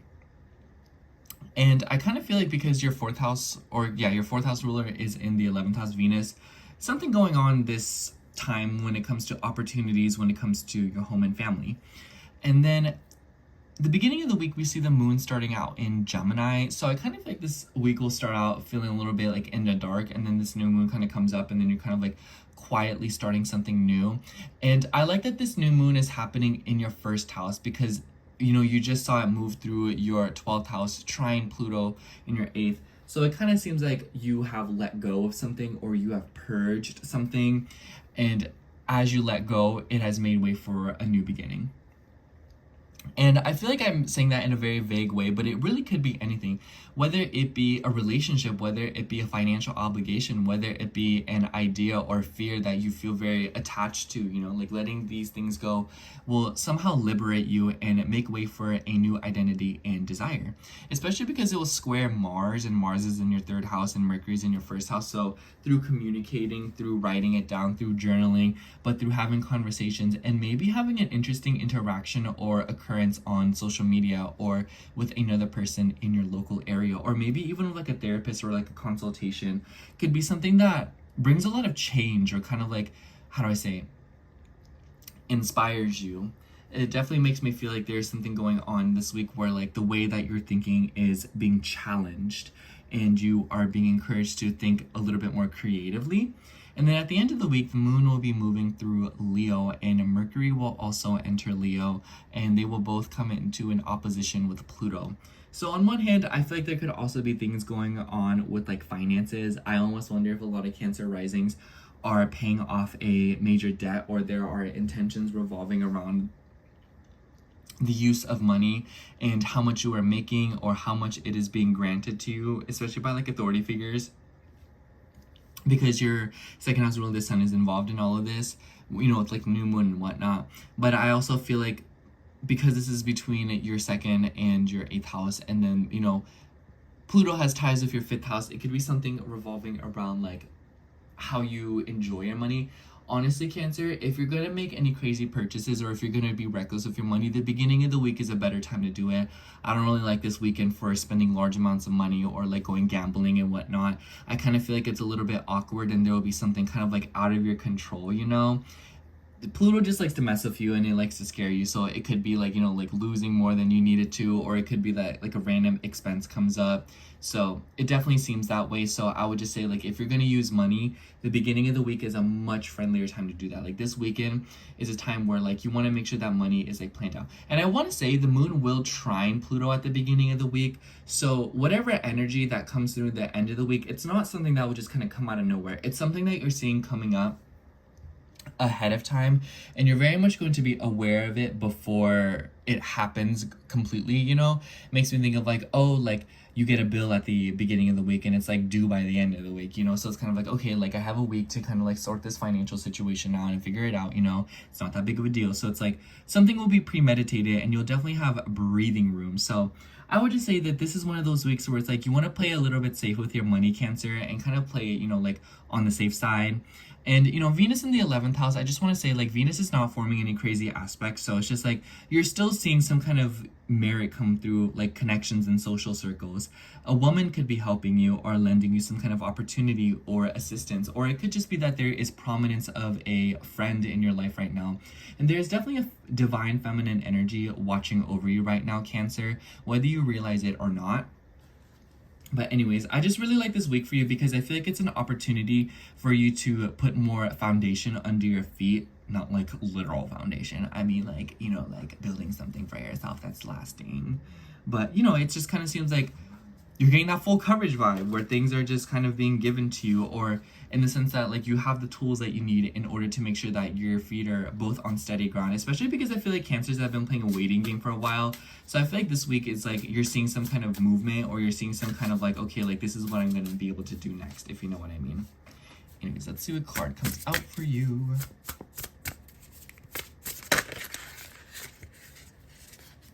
This card flopped out. We have the 8 of Swords. Interesting enough, this cliff makes me think of Yosemite Valley. Maybe some of you need a vacation, or I feel like external perspective is very much necessary. I feel like a lot of Cancer risings have been in this mindset of things have to happen this way, you know, this has to happen this way, things need to be like this, especially if your 9th house ruler, you know, conjunct Saturn in your 10th house. You might be feeling like with your goals and your ambitions, like things need to happen a certain way. But I feel like the common denominator of all the themes that could be occurring for each of you is that you're overthinking it and you're thinking too much and you're expecting some kind of linear path to open up for you. But there's so many different ways that things can kind of happen and that stuff can play out. So I feel like this card is telling you that you're a lot closer than you think, and if you would turn a different direction, or if you look at it from a different perspective, you would be having a lot of revelations, and you'd probably have an ability to be able to see something differently and come up with a new solution. Or maybe it's just like you have gotten the messages that you need, but you just don't see them because you were expecting them in a certain place. It makes me think of like picking up a friend from a certain spot and it's like they're not there. It doesn't mean that they're not ready for you to pick them up. It just means that you're in the wrong spot and it's time to go somewhere else to go find them, and so that you can, you know, look it up and, you know, be in the right place. So it's not that there's anything wrong inherently. It's just that it's time to look at things a little bit differently and try something new in order to experiment and broaden your mind. Anyways, that's all I have for you, Cancer. Thank you so much for watching. I hope the horoscope resonated, and if it did, make sure to like, comment, and subscribe, and I hope to catch you in next week's horoscope. Bye! Okay, now moving on to Leo rising. So hello, Leo rising. If you're seeing this, this will be your horoscope for June 23rd through June 29th. Oh my gosh, Leo, I don't know. I just feel like really called to say like, I hope you guys are doing well. I'm just like, really excited to like do your horoscope for some reason. I don't know. Like there's just a lot of people in my life that I've just been like connected to, and they're like Leo risings, and I don't know. I just want to say I love you all so much, and thank you for being here. Anyways, Leo, this is a really big week for all of us, but for you, I feel like you might feel like you'll go through this week and it won't feel all that great. It might kind of feel like anticlimactic. It makes me think of like you do work because you're being solicited to, and then you don't really feel like you get anything out of it. And I say this because we have a new moon in Cancer, and it is happening on the 25th, first of all, but also in your 12th house. And it's squaring Saturn and Neptune, who is trining your ascendant. So it kind of seems like there's something behind the scenes, like inspiring something or causing movement, and you're not really seeing it. So what I mean by that is I feel like there's a 9th house theme this week that is very visible to you. You know, traveling, moving around, opportunities with work, education, learning something new, and navigating how you intimately connect with other people, but also sorting out something of like finances and traveling. And with this stuff in the 12th house, I kind of feel like you're being liberated in a sense, you know, like let's be real. The 12th house isn't an inherently good house. It's uncomfortable. And it is a place where planets go to shed things and let go of things, especially if your chart ruler involved. That's the only reason why I feel like you'll feel this new moon at all. It kind of seems like you are experiencing a swell of emotions, especially with Jupiter involved. Jupiter expands things, so I kind of feel like a lot of you are letting go of something very painful, or letting go of something that has caused you pain. You know, especially regarding the mother, your home, your childhood, your upbringing, what you have dealt with up until this point. And Jupiter has ties with your 5th house, so with your self-expression, you know, how comfortable you feel being yourself, doing the things that you want to do, listening to the music that you want to listen to, and, you know, anything that like calls to you, anything that makes you happy. And I feel like with this new moon in the 12th, it's like you're letting go of something that is prohibiting you from doing that. And, you know, it could be something that you feel attached to, and by letting go of it, it's a painful process, but it will feel lighter. You know, it makes me think, because I was doing a reading earlier, and it made me think of like when you have clothes on and you have a bunch of layers, and then say you get like drenched in water, shedding those clothes is so uncomfortable. You know, you feel gross up until you finally showered and gotten clean, but the process is like, you know, letting go is very uncomfortable, and it's like not a great feeling. You know, you're having to feel things out again. You're having to, you know, feel the clothes that weren't touching your body, and they're like cold, and they're touching you, and now and they're cold again, and you're like, ugh.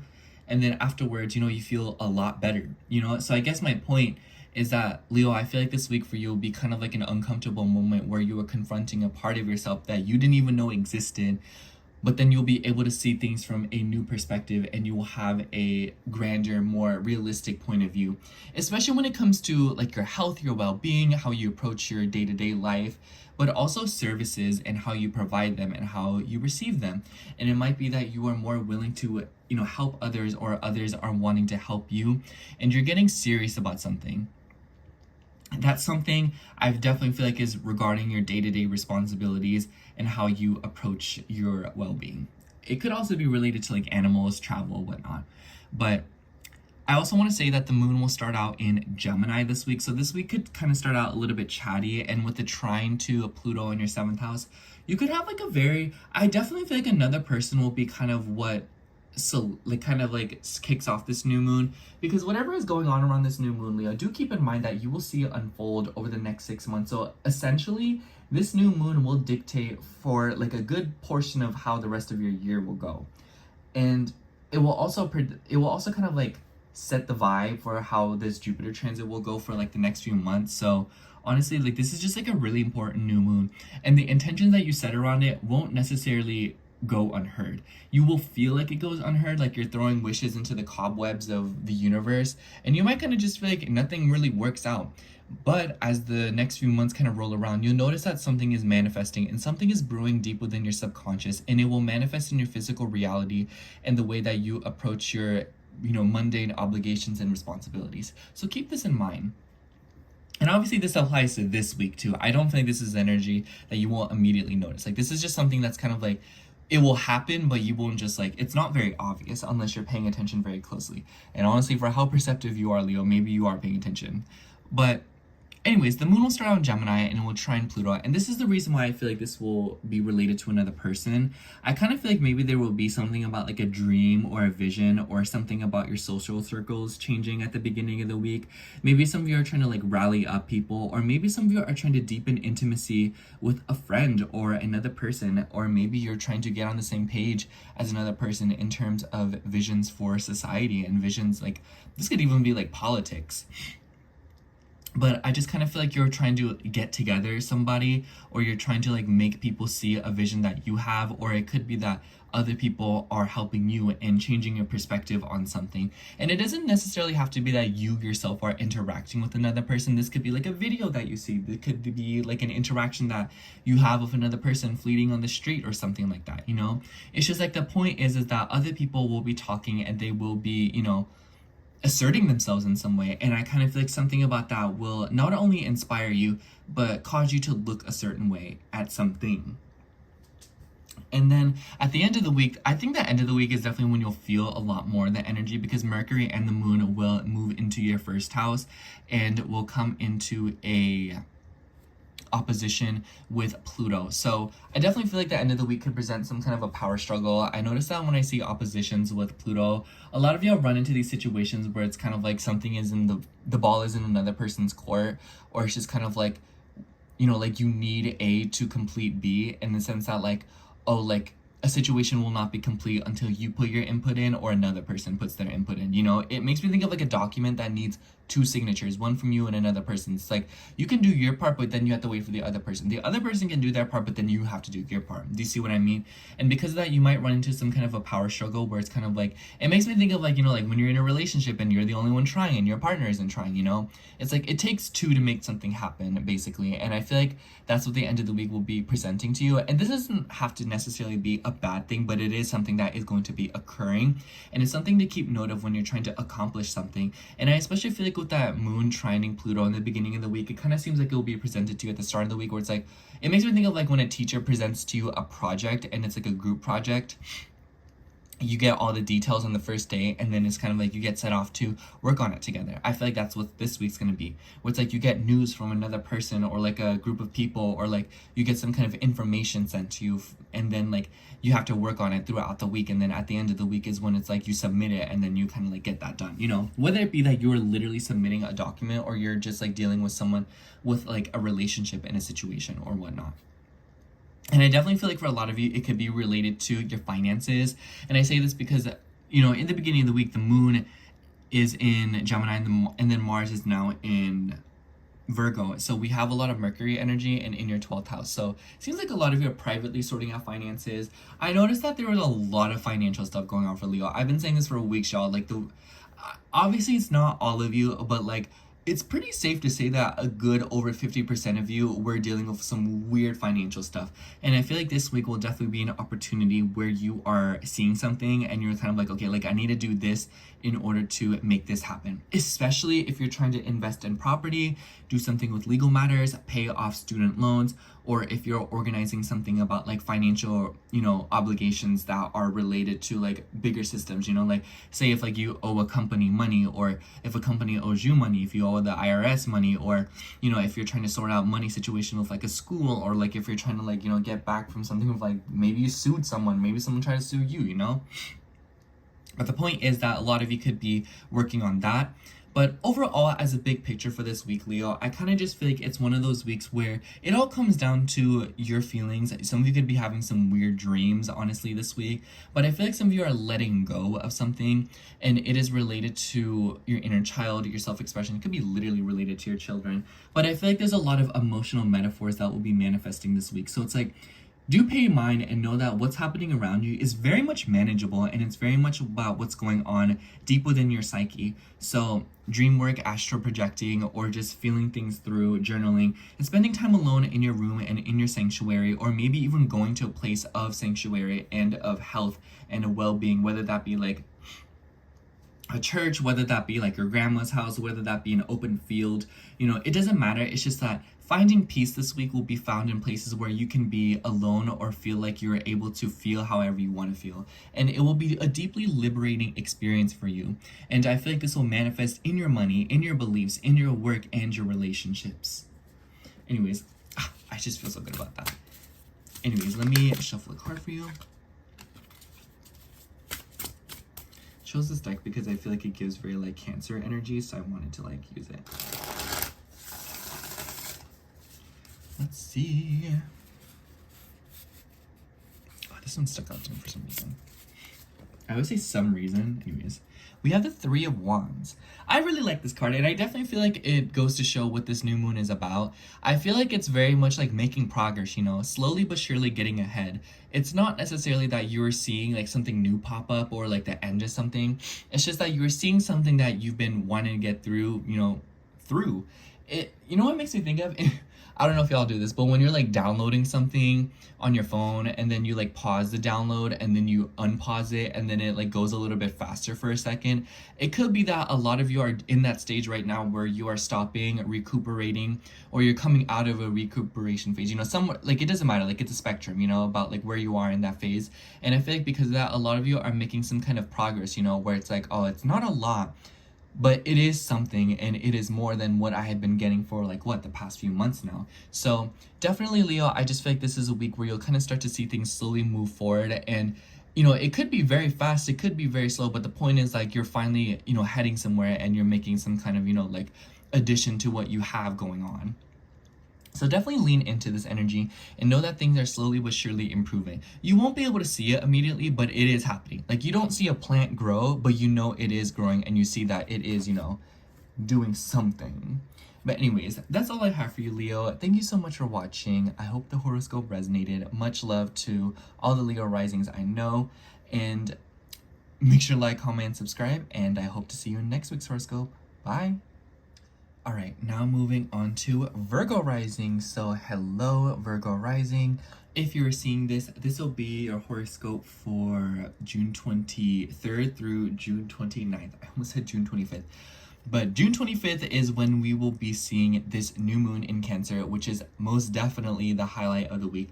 And honestly, Virgo, I really like this new moon for you. I feel like it's like, it will be inspiring. You know what I mean? I don't feel like it'll be like, I do feel like it'll be like random opportunities, but overall, the 11th house, which is where this new moon will be occurring, it just makes me think of like dedicating yourself to a new cause, or like feeling like you believe in something.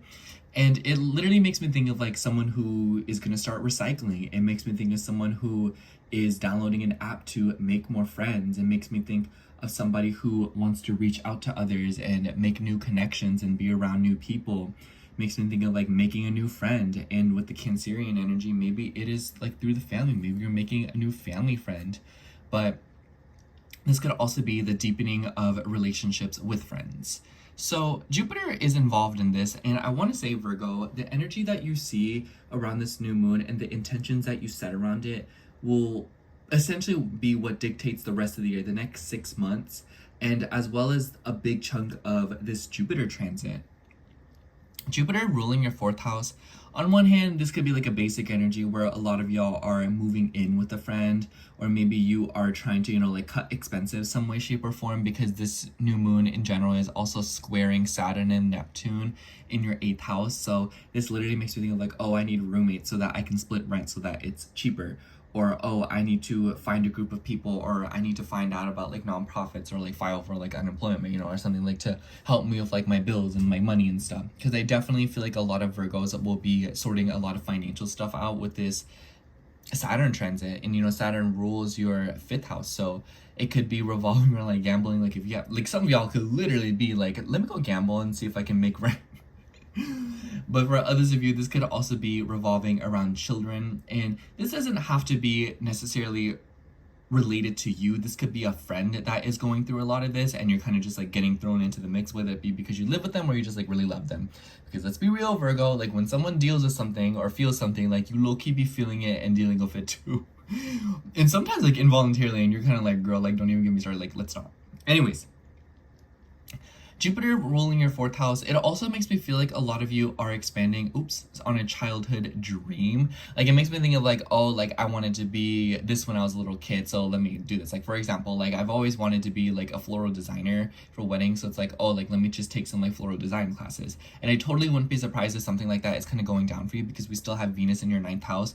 So it could be that there is some kind of appropriate tandem between your 9th and your 11th house, where you're kind of like doing it separately, and things will eventually like merge together. And what I mean by that is I feel like a lot of you could be like learning something for like an idea that you have, and it's not really like structured, but it's just like a concept.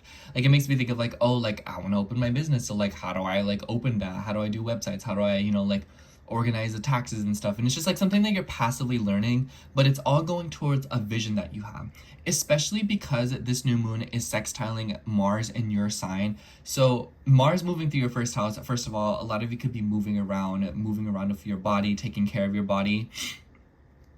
And because Mars rules your 8th house, it could be related to fertility. So I almost wonder if some Virgo risings, like maybe you want to have children, or maybe you are dealing with a friend that wants kids, and you're kind of having to like go back and forth with a doctor to make that happen. And maybe it's related to like your diet, and you're taking care of yourself, like moving around and whatnot. Maybe some of you had a kid and this is like, girl, like I need to like, work out, get my body back in shape, whatever.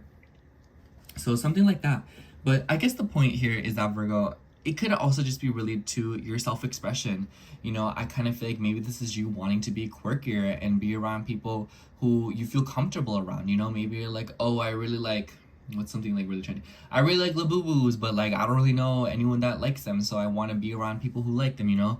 I really like reading books, but I feel like all my friends just like, not reading. They like would rather watch movies or watch videos, and I really like that, and I want to be around people who support that in me. So it could be that a lot of you are just in this vibe of wanting to be around people who support you more, or even you wanting to be out and about helping others and supporting them.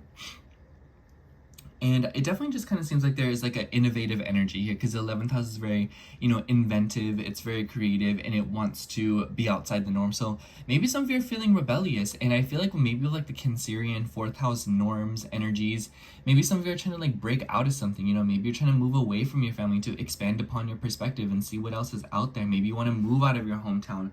Maybe you want to try something new other than what your family taught you. Maybe you're trying to like try a new religion out as opposed to the religion that your family has taught you. Maybe you're trying to try life out in a different way than what your family has taught you, It's just like, this could also be related to your childhood. It's just something that is familiar. You're wanting to experiment with it and change it up in order to better suit a vision that you have, and you're wanting it to nurture you and other people.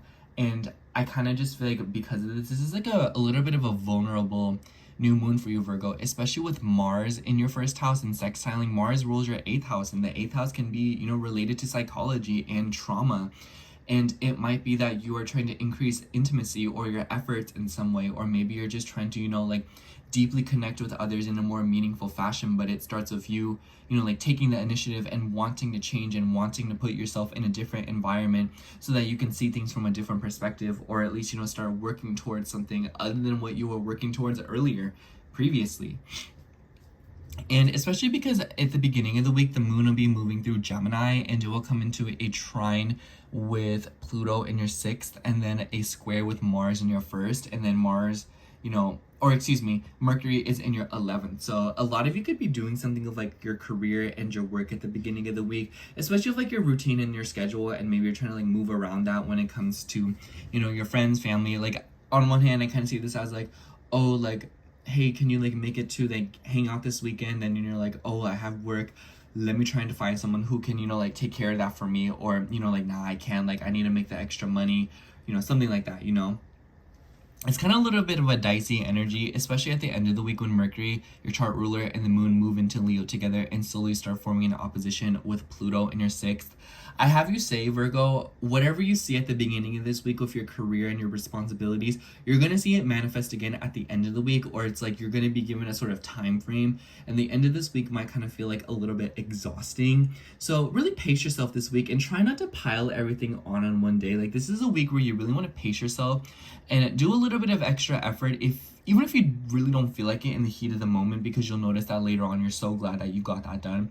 Especially with Mars in your first house. Like, Mars in Virgo is such a busy energy in me. Like, I feel like a lot of us will be feeling this, you know, like moving around, getting things done, having to do this, having to do that, you know. And it's like every second really does count, and you want to make sure that you are saving every single one of them.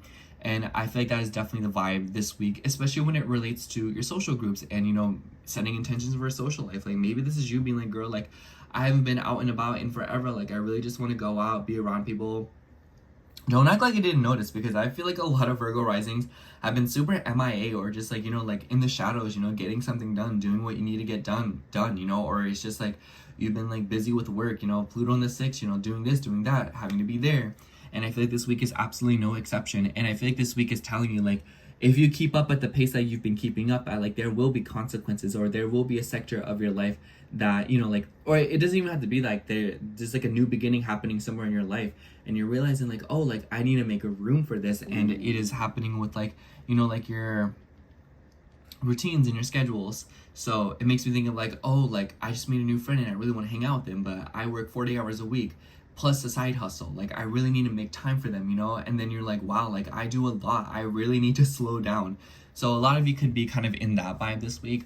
But on a smaller scale, I kind of just feel like a lot of you could be dealing with like the petty, you know, like paying off bills, taking care of things, making sure things are off the table, you know, like taking the animal to the vet, you know, fixing this, fixing that, going here, doing that, going to the post office, you know what I mean, like Virgo stuff.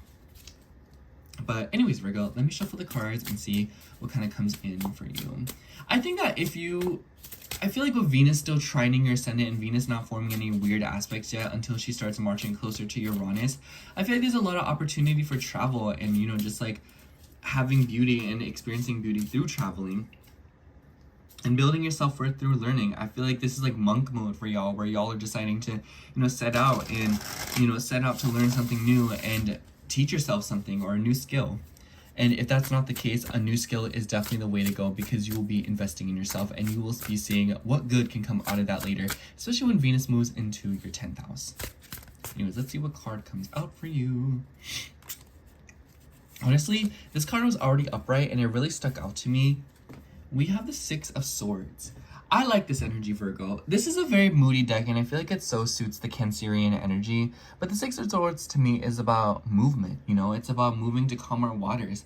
And it's interesting because we literally see that, you know, clouds. This is a pretty unassuming image, but I feel like we don't know what's on the other side of this, you know? We don't know what's behind us. And I kind of feel like that's you, you know? Like, people don't know what's behind you right now. People don't know what you've been dealing with. And you may not even know how much you've accomplished, but I feel like right now that you're moving to calmer waters, or that you are slowly transitioning and moving forward, you're noticing that there is some kind of calmness, you know? I feel like there's like a moodiness where you're able to reflect this week and maybe look at things from a new perspective, or just to kind of like catch a breather at least, or be able to do things and kind of like enter a flow state. For a lot of you, I also just feel like maybe this is like, you know, you've been doing a lot, but maybe this is you finally adjusting to the new rigors and new routines.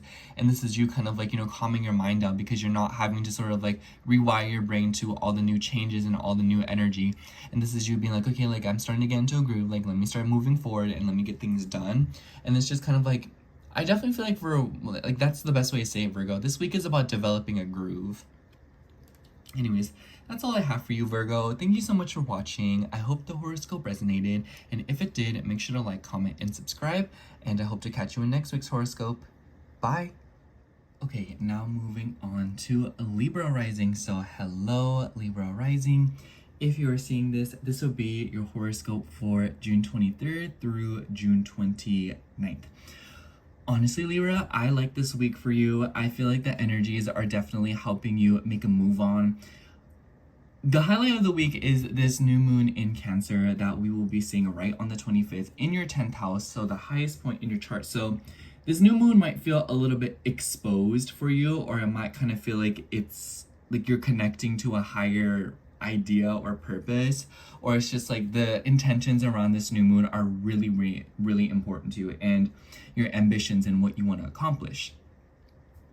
I feel like the energy around it is going to be a little bit tense, because we do see some squares to your seventh house with Saturn and Neptune there. And if you're an early degree Libra rising, say like 0 to 5 degrees, you're gonna be feeling this pretty, like, I don't know, you just be feeling it. And I want to say that the intentions that are set around this new moon will be unfolding over the next 6 months. So essentially this new moon in this Cancer season will be dictating how the rest of your year goes, as well as a good portion of this Jupiter transit. So keep this in mind. And this, new moon is conjunct Jupiter, and Jupiter rules your third house. So through setting intentions through words, speaking, communication, ideas, and, like write things down on paper, be comfortable. But the sun is involved, obviously, and the sun rules your 11th house. And this honestly makes me think that for a lot of you, this is about your goals, your ambitions, your social circles. It definitely seems like there's something about your relationships that's involved because of the 7th house. It kind of makes me think of like, oh, like I'm hanging around my friends, but they don't have any goals in life. And that's kind of like, I don't want to be around that environment. I have goals that I want to accomplish, and there's things that I need to do and want to do. And I just like don't want to be around that, It's kind of this vibe where it's like something about the people that you're around or the environment that you're in, whether it includes people or not, but I definitely feel like people are involved. It's affecting you at a deep level, and I feel like you are getting serious about who you surround yourself with for the sake of your energy, for the sake of your well-being, and for the sake of what you're looking to accomplish. And on the flip end of that, it could be that you are looking for a group of people. Maybe you're looking for people whom you can work with, or people who will apply to things with you, if you know what I mean. It just kind of makes me think of like, oh, like I really want to open up this business, so I need to gather around people who agree with it and who can support me, And it doesn't have to be just like business related. I just feel like that's like a very generic example because we are talking 10th house here, and this is about your career. But on the flip side of things, it could be that you're trying to get people together to consume an idea. And I kind of feel like because Saturn rules your 4th house, like this is definitely something that you're very deeply connected to. Or maybe this is like something that's like, it's clashing with how you feel, especially since this new moon is obviously opposing your 4th house.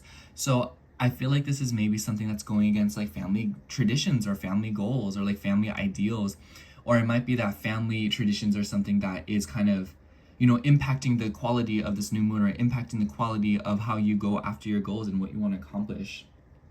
And with Neptune being in the mix, there might be like a hazy energy, like who to trust, who to be around, who you can lean on for support, whom you can consult, or, vice versa. Like there's just a lot of confusion, especially when it comes to like services and when it comes to helping other people out and how it kind of relates to your structured life.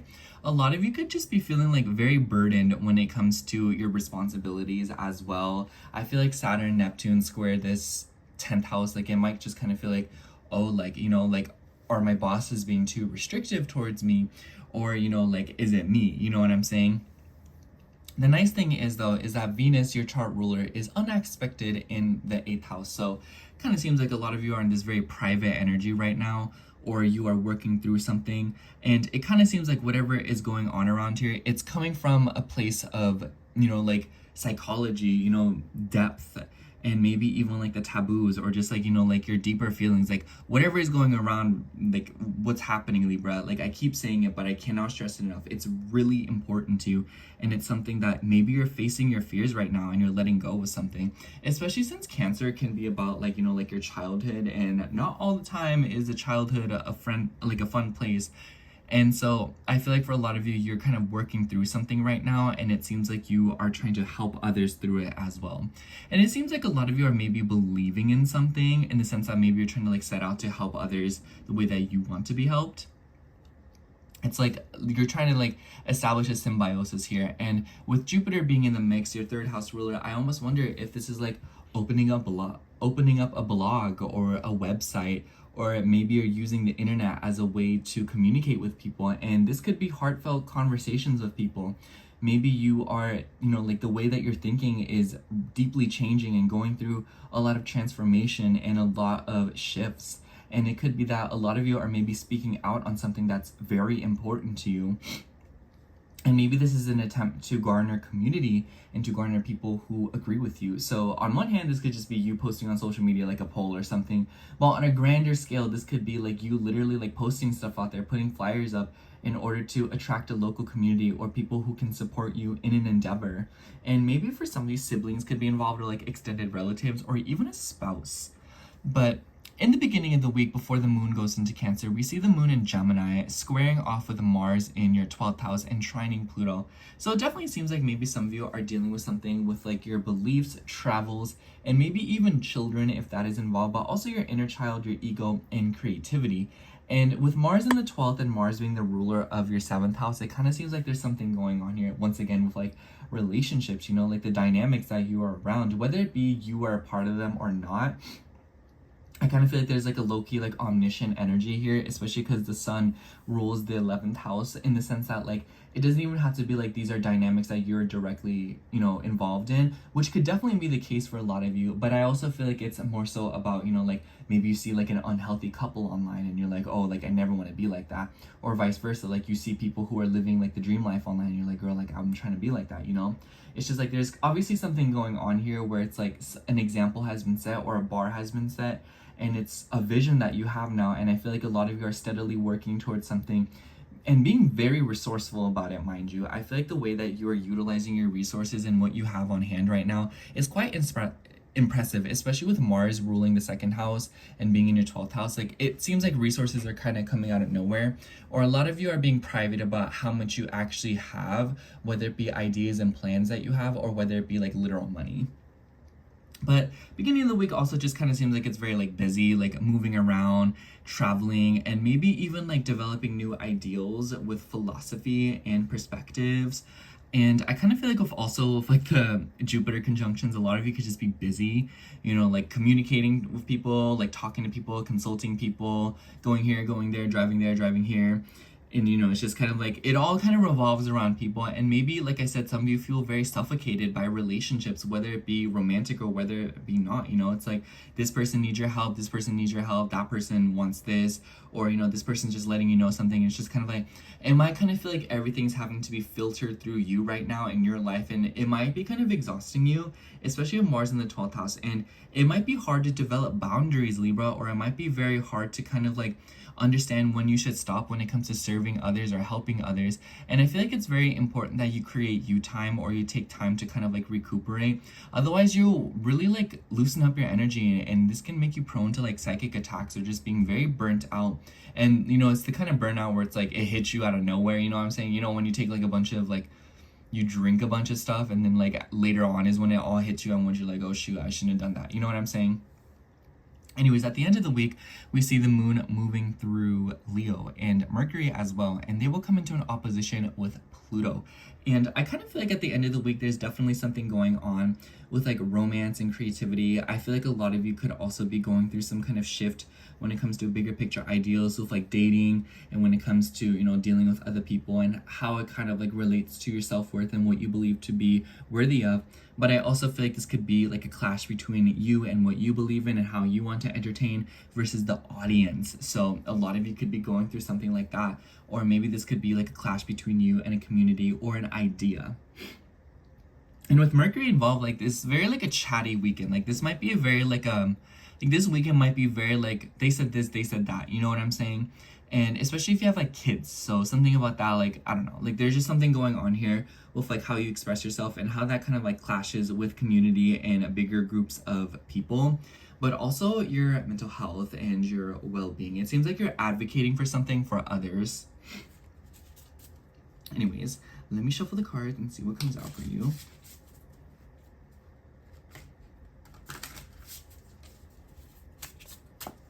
I chose this deck because I feel like it gives very like Cancer, so let's see. Oh, this one I feel like just revealed itself. we have, it's kind of hard to read, the Eight of Cups. Yeah, I definitely think this is like you walking away from something. I feel like Saturn being the ruler of your fourth, it's like detaching from something, letting go of something that you don't identify with, whether it be like the hoodie that you've always worn since like what, like 7th grade. You're like, girl, like it's time to let go, that's not me anymore. But on a grander scale, you know, if your chart ruler in the 8th house, like this is change. This is like seeing something go that maybe you really don't want to go, and being liberated by it or not being liberated by it, and having to cope with some kind of grief or some kind of massive change. Or, and you know, the Eight of Cups is about walking away from something, you know, like this isn't something that's like you, like it happens and like you have no control. This is like something like it's a hard choice to make, you know, like getting out of a relationship that you've been in for a very long time, leaving a corporate job that you've been with for like what, a decade, you know. It's like very long-standing things, and things that you know, that's 8 cups. That's a lot of emotional investment.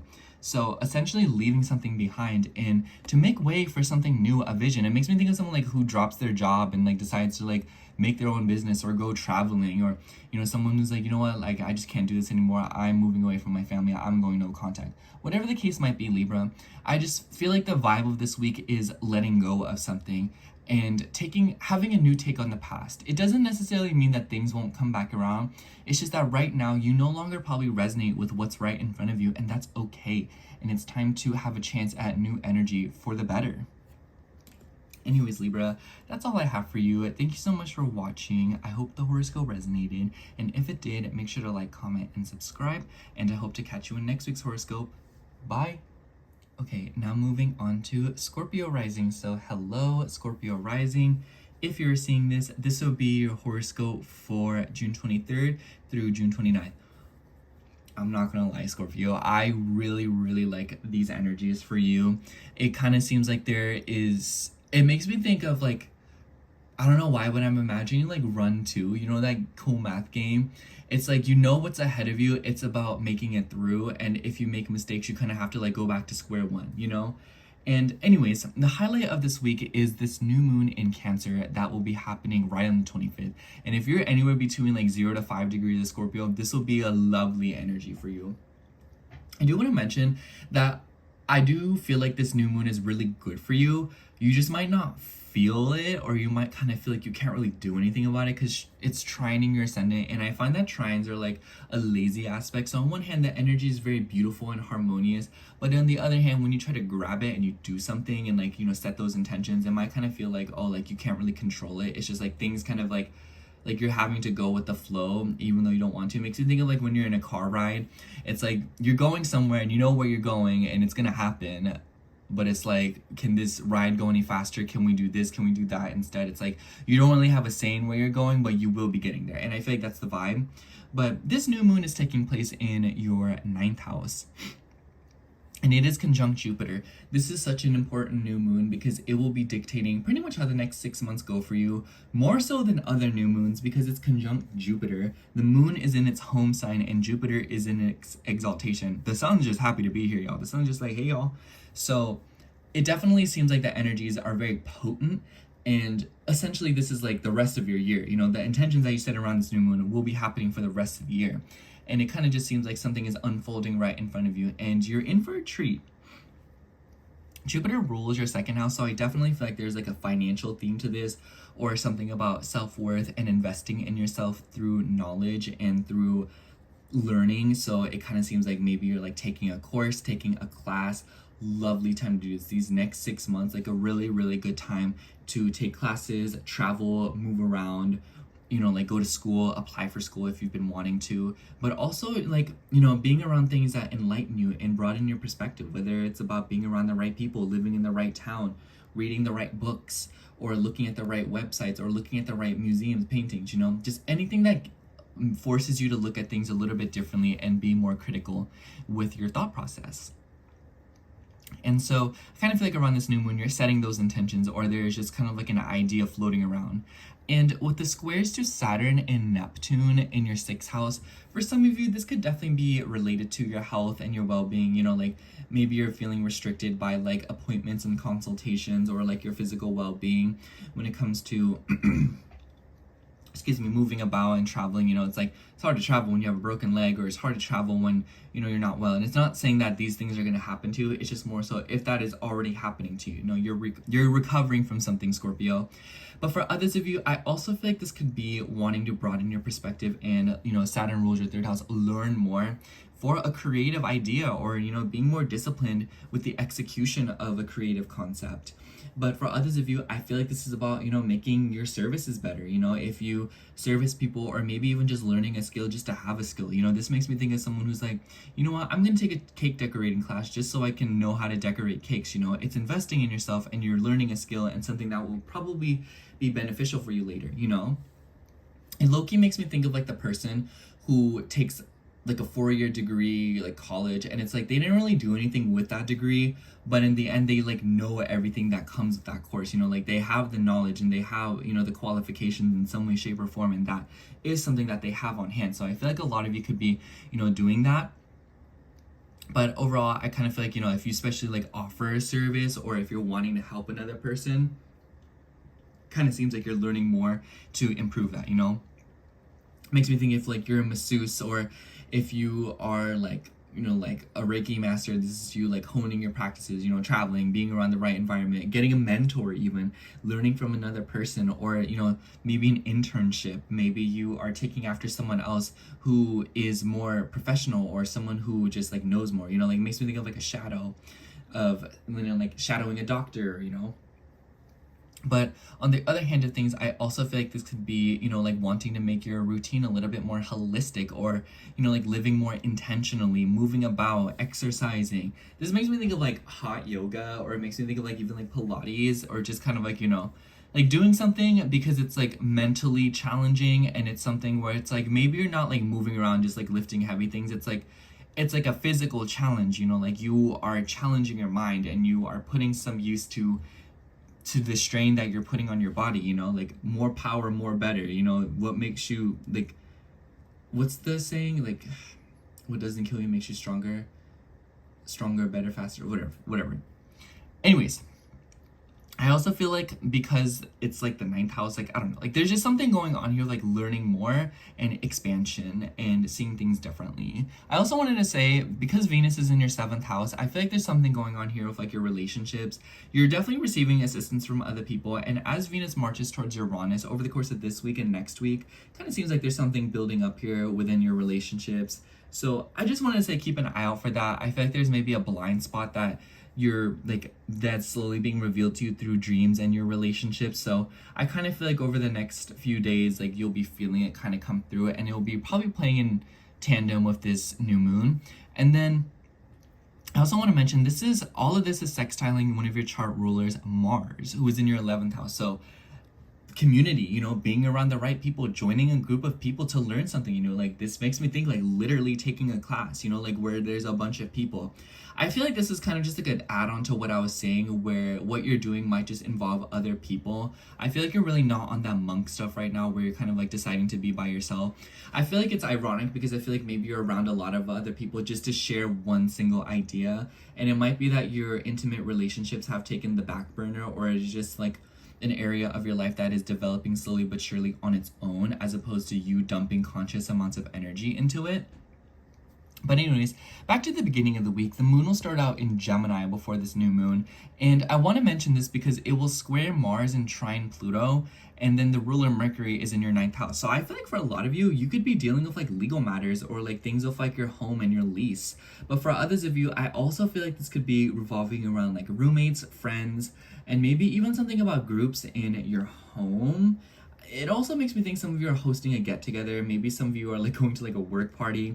For others of you, I would also imagine that this is about like deeply connecting to an idea or a community, and maybe this is what's like inspiring the new moon. Like this makes me think like, oh, like you're Googling websites, and like you're making the payments to go take an ayahuasca class, and then the new moon happens, and then you actually go take it. Something like that. And then the trine to Pluto makes me feel like a lot of you could also be going through some deep shifts within your home. You know, this is no joke because Pluto's your other chart ruler. So I feel like there could be something coming up with like uprooting deep childhood traumas or coming to terms with something. And I want you to know that this will directly manifest at the end of the week because the moon will move through Leo and so will Mercury, and they will come into an opposition with Pluto together. So it kind of seems like there's a power struggle coming through because of what is coming up in the beginning of the week when it comes to your family. And it doesn't have to be like a bad thing either. Like, it makes me think like, oh, I'm gonna take this class and I'll be gone for like 3 months. And then your family's like, oh, what? Like, we wanted you to stay. Like, we were gonna do all this fun stuff. And you're like, I'm sorry, like, sacrifices have to be made, you know? So it kind of seems like something that you're setting out to do, something about your goals and your ideas and your beliefs and philosophies is maybe directly clashing with your family, or maybe clashing with something that you were taught or something that you feel attached to or identify with. You know, this doesn't even have to be that you're directly, you know, like having a showdown with your parents. This could also just be like something that, you know, you feel really connected to and you're kind of like making a sacrifice, or you're deciding like, hey, like, let me, you know, go against the pressure, go against the grain just to do something different and do something that I believe in. Like the 9th house, it literally makes me think of like the person who is very ambitious, you know? And I feel like that's definitely the energy of this new moon. And I feel like it's kind of like playing in part with like the Saturn square, where it's like a lot of you could be going into this week being all like, oh, like I'm gonna do this even though it will cause me to uproot my entire life. But on the other hand, I just feel like a lot of you are just going back and forth with like groups of people, services, and, you know, like working, busy. You know, I also feel like there could be like tension within like, you know, workplace thing, you know, with schedules, with communication with people. So definitely look out for mix-ups within schedules and what you're trying to organize. You know, I say this as like, hey, I'm taking off on Friday. Veronica said I could. And then like somebody's like, what? Like Veronica said I could take that day off too. Who's going to cover the shift? And then you're like, what are you talking about? You know what I'm saying? So it's just kind of like a mix up of that kind of energy. So it's like, be wary of that, Scorpio. This is definitely a kind of week where communication is going to be a must if you want things to go as smoothly as possible. Especially because it seems like you're dealing with a lot of people at one time, and it seems like one little piece of misinformation could completely like tear apart like whole plans and ideals or like schedules, and it could like cause a lot of stress. Anyways, I chose this deck because I feel like it gives very like Cancerian vibes. Let's see what card comes out for you. This card really sticks out to me.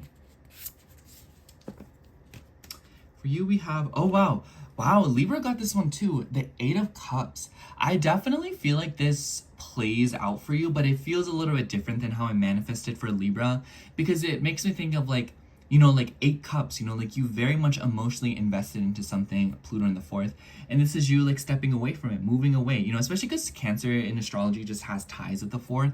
So it's like something that you feel connected to, something that you feel attached to, like you're moving away from it, you're walking away from it, maybe just because like there's something else that is calling to you right now. And maybe it's calling to you so much that what you have right now is no longer serving you and confusing you. So I feel like the vibe for you this week, Scorpio, is to definitely lean into new energies and don't be afraid to change your direction, because once things unfold, who's to say that things won't go back or that you won't be able to return, you know? It's like someone who leaves their hometown and then comes back with a fresh perspective, and they're able to appreciate and love their hometown with all of their heart, whereas before they were just kind of like, oh, you know, it's whatever, it's just where I'm from, you know? So embrace all opportunities to, you know, embrace new perspectives, because it will allow you to come back to what you love so much with a refreshed vibe, and it will cause you to look at it with a lot more appreciation and compassion. Anyways, that's all I have for you, Scorpio. Thank you so much for watching. I hope the horoscope resonated, and if it did, make sure to like, comment, and subscribe, and I hope to catch you in next week's horoscope. Bye. All right, now moving on to Capricorn rising. So hello, Capricorn rising. If you're seeing this, this will be your horoscope for June 23rd through June 29th. Honestly, Capricorn, this week definitely feels kind of like a little bit out of your hands, or it might kind of feel like it's like, but that's how I feel, because we will see a new moon in Cancer in your 7th house right on the 25th. And the reason why I say what I said is because this is forming a T-square with your ascendant and your chart ruler Saturn and Neptune, or chart ruler Saturn and then Neptune, there we go, in your 4th house. So the 4th house is like how we feel, you know, what we want. And Cancer, you know, is like a very emotional energy. And it kind of seems like you're going back and forth with another person in some way, shape, or form. So for some of you, this could definitely be something about like a living situation. Like maybe you're taking action in some way, shape, or form. Like maybe some of you are signing a lease. Maybe some of you are making repairments to your home. You know, like Neptune in the fourth, it'd be causing water damage, especially like water heater damage on girl. Like you already know. But you know, it could be a lot more abstract than that, but I feel like that is definitely like a very like baseline for a lot of Cap risings, where you could be signing new things or applying to things, you know, like consulting people or putting yourself in a new situation. But I feel like there is definitely another much more emotional and abstract layer to this new moon. And mind you, whatever intentions and emotions you kind of feel and set around this new moon, they will unfold for the next 6 months. And so essentially what is going on at this new moon, you will see it play out for the rest of the year, and it has the power to dictate how the rest of your year will go. So it's very important. And I feel like for you, it's a little bit different because Jupiter is obviously involved. And by the way, like this new moon will also set a good intention for how this Jupiter transit will be, you know? It makes me think like Jupiter is the boat and this new moon is the sail. And then Jupiter rules your 12th house of your subconscious, you know, your your unconscious habits and your dream world and your mental health. And I feel like, you know, it's just a blind spot. So Jupiter rules your blind spots, and the fact that it's happening in your 7th house with the new moon and the sun who rules your 8th house, like there's a lot of like fiery energies involved here, Capricorn. So I feel like this could be like what you're feeling. It's like you feel it very aggressively, and maybe for some of you it will manifest as like deep-seated anger, or maybe even like a lot of passion, impatience, aggression, you know, wanting to get something done, wanting to see something happen. But I feel like the vibe here, Capricorn, is that it's really important for you to proceed with care with your next step, and to, you know, ball your fists at your sides and just kind of give it a second and breathe before you decide to take the next few steps, because rushing will absolutely be punished with Neptune involved in the mix. You want to wait until the fog clears before you decide to take a next step, because you might find that you're having to start all over again because you were getting hasty and greedy. Not saying that that's exactly what you'll be doing, but I just feel like it's a metaphor for, you know, like it makes me think of like slow and steady wins the race. That's the best way to say it. And for a lot of you, this is also revolving around your relationships. So obviously like the 7th house, like, and it doesn't have to be like, you know, relationships, and not all of you will be getting into just like a romantic relationship. Some of you could be getting married. I wouldn't be surprised within this time period. But for a lot of you, I also feel like this is like new intentions with people, you know, people whom you feel comfortable with. Maybe this is y'all just finding new roommates. Maybe this is y'all, you know, just like meeting new people. For some of you, this could also be related to your family, especially, you know, Cancer, 4th house, Neptune rules your 3rd. Like this could be like deepening your bonds with your family, you know, getting to know the family tree more, or, you know, officially setting yourself apart from the family in some way, or setting new intentions to move away from the family. But whatever the case might be, it's just that you are deepening relationships with family and looking things, or relationships at a new perspective, or, you know, attempting to build connections. It doesn't have to be familial. It could be a boyfriend, a girlfriend, it could be anyone, you know. What matters is that it's another person that you're doing this with, you know, like a new moon in the 7th house. It's, you need another person to fully see out these intentions. So I also feel like because the sextile to Mars, like a lot of you could be traveling. I low-key feel like a lot of you could be traveling far, or maybe it's because of school that you are traveling and moving away. It makes me think of like someone who's just like deciding to be independent, you know, like I feel like Saturn in the 4th in Aries for you, especially your ruler, it makes me think of like, no, like I need to do this. Like this is what I want to do. This is what I believe in, especially, you know, being in Mars territory. Mars is in the 9th house. So a lot of you this week could be, you know, like setting new intentions. Like this could be you like moving out to go to a dorm. This could be you consulting people to publish something. This could be you, you know, moving forward to learn something new in order to improve your relationships, improve something about your home, or learning something just for the sake of learning something because you feel like it'll be helpful to you. And Virgo is about improvement. So it kind of seems like you're trying to improve the home front in some way, shape, or form. So for some of y'all, like I said, this could be you moving, but this could also be for others of you trying to make the workplace a friendlier place or somewhere that is more prolific. Especially because at the beginning of the week, the moon will start out in Gemini and it will square Mars and Virgo. And then it will also trine Pluto in your second. And then the ruler of Mercury, you know, of your 6th and 9th house is in your 7th house. So I feel like a lot of you could be, you know, developing new perspectives on relationships. But I also feel like this could be something about receiving assistance to move around something, you know, like a lot of you could be on one hand, you know, like moving around this week, you know, like traveling, you know, legal matters, you know, consulting people, moving around, just like, I cannot stop saying moving around. Like, I feel like the Capricorns this week, it's like you go through periods where you're just kind of like sitting there and then you're suddenly like flying across the country. You know what I'm saying? And a lot of you could also just be traveling or maybe changing your values and putting yourself in new experiences to build self-worth. And if that's not what you're doing, I feel like this is an opportunity for you to put yourself in a new situation or environment in order for you to transform and broaden your self-trust and to believe in yourself a little bit more.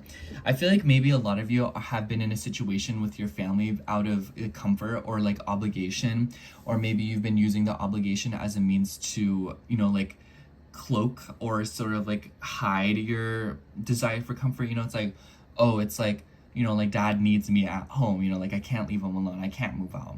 And then it's like, you know, when you really break it down, it's like, are you afraid of just leaving dad alone, or do you just not want to be by yourself? You know what I'm saying? It's just kind of like, that could be a metaphor for so many other things that could be manifesting for y'all, you know? Are you with your partner because it's just been so long and you may as well stick it out to the end?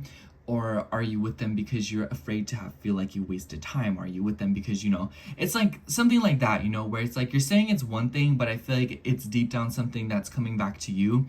And because of that, it's allowing you to, you know, like want more for yourself, or like there's like an undeniable hunger or anger or drive to do something differently that's kind of popping out this week, Capricorn. But on the other hand, like I said, this could just be all like running around, dealing with home stuff, like family, especially if you have siblings. Like if you have siblings, you could be feeling particularly restricted or kind of like held back by them in some way, shape, or form. And with the moon moving through Leo at the end of the week and Mercury as well opposing Pluto, Capricorn, like the end of this week, just a bad time to make financial investments. Like if you're wanting to put down a large sum of money, this weekend is not the vibe. I would do it in the first half of the week if possible. It's just not a good look. It's not a, like, I see this as like you put money down and then it just like doesn't work out, or it's just kind of like you put money down and it's just kind of like you get delayed anyways, or if you put money down, it's more expensive. Like on a smaller scale, it makes me think like, oh, you see something cute at the store and then you go back at the end of the week and then they up its price, or it's just completely out of stock. On a grander scale, it makes me think of like you put a down payment down on like a house or something. By the end of the week, the interest rate goes like changes and you're kind of like, oh shoot, like I should have waited, I shouldn't have done that, you know? So definitely something like that. You want to be careful, especially if you're trying to buy a car or something, or just like, you know, something that requires a large sum of money. Or maybe this could even be something about like health and school stuff, or like travel stuff. This weekend is a horrible time to buy tickets for anything. I would say you should do that at the beginning of the week, or it might be that you're having to buy a ticket or something at the end of this week just so you can deal with it. Maybe like some of you literally like got a ticket for something, I don't know, and then you're kind of having to like pay it off. Anyways, let's see what card comes out for you.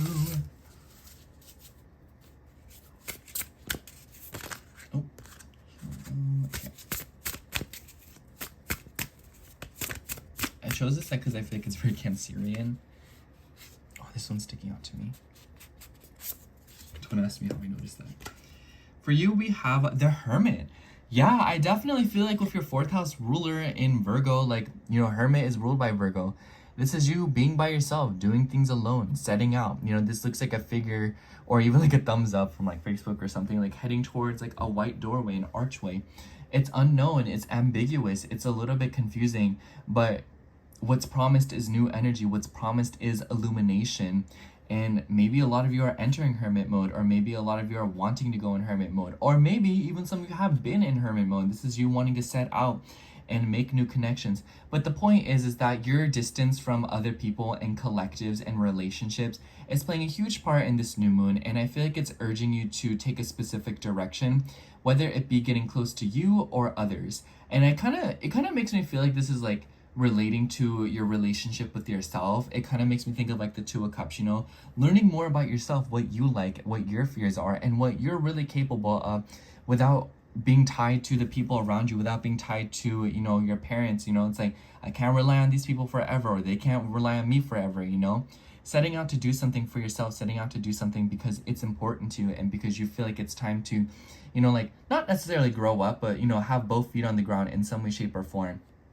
And by no means does, I feel like there's a tendency to look at this in like a bad way, Capricorn, just because of the way y'all are. But like, I truly encourage you to approach this week with compassion for how things have been leading up until this point, and allow it to inspire you to take a new direction with the experiences and the knowledge that you possess from everything leading up until this point. Let it inspire you and help you guide your way towards territory that you are not familiar with, as opposed to allowing you to frustrate you or make you angry that like, oh, like, why didn't I do this sooner? You know, you're right where you need to be. Anyways, that's all I have for you, Capricorn. Thank you so much for watching. I hope the horoscope resonated, and if it did, make sure to like, comment, and subscribe, and I hope to catch you in next week's horoscope. Bye. All right, now moving on to Aquarius rising. So hello, Aquarius rising. If you're seeing this, this will be your horoscope for June 23rd through June 29th. And honestly, Aquarius, I feel like this week for you is just kind of like mundane. Like, it kind of makes me think of like someone who gets something like very useful, and like you might feel like others are getting something more glamorous. Like, it makes me think of like the person who's like getting socks for Christmas and other people are getting like a car or something. I don't know. And by no means am I trying to say like, oh, it's like downplaying. It's just like, it's really about perspective, and it's really about understanding that like intentions. Because the new moon, this is the highlight of the week, by the way. We have a new moon in Cancer this week, and it will be on the 25th in your 6th house. And the reason I say what I said is because the 6th house is not a particularly exciting house. You know, it's our responsibilities, it's the day-to-day, and it's about taking the small steps. And I've been telling a lot of Aquarius placements in general, but especially Aquarius risings, if you want to get to something, or if you want to achieve something, it's really about taking the little steps, and it's about the little consistent efforts that you take. It's not about completely uprooting your life and changing everything out of nowhere. It's about taking the little steps and the little actions that are meaningful and consistent, you know? Like, on one hand, it's like, oh, I really want to, I don't know, like, I really want to set aside money to renovate my room. And it's like, setting $5 aside every single paycheck will be 10 times more productive than just trying to grind and like pull out a bunch of money out of your savings. You know, it's like, duh, like obviously, but it's just like that consistent effort will add up, and it will eventually get you to where you want to be. And who's to say that you will not, you know, get the ball rolling, you know? I feel like the 6th house, especially with Cancer, practice will make perfect here. And Cancer is a cardinal sign, so mind you, this new moon has the potential to set a lot of massive intentions. And I say this because it will dictate the next 6 months for you, and a majority of this Jupiter transit for a lot of us. And at first it might feel a little bit foggy, you know, but the point is that Jupiter is in exaltation and the moon is at home. So there's like a lot of powerful vibes, you know, like people are in their house, like these planets are in their crib, and they're like, y'all, like this my jam. And it might feel a little bit restricting because of the square to Saturn and Neptune in your 3rd house. So it might be that you are feeling restricted, or maybe there is a call to communicate, a call to learn, and to develop a new perspective in some way, shape, or form, or to develop a new skill. And you know, Saturn rules your 12th house, so it seems like you're having to let go of a way of thinking, or maybe there is confusions revolving around how you see yourself and how you think about yourself, because Neptune rules your 2nd house. And I've been saying, by the way, the moon will start out in Gemini this week, and it will trine Pluto in your 1st house. And y'all Aquarius placements have been getting that Pluto 1st house treatment where you're being silenced, you know, like maybe you feel restricted of communication, you know, like you say something and everyone's thinking it, and you know everyone's thinking it, but then everyone turns on you and they're like, girl, like, why would you say that? And you're like, what do you mean? Like, everyone was thinking it, you know?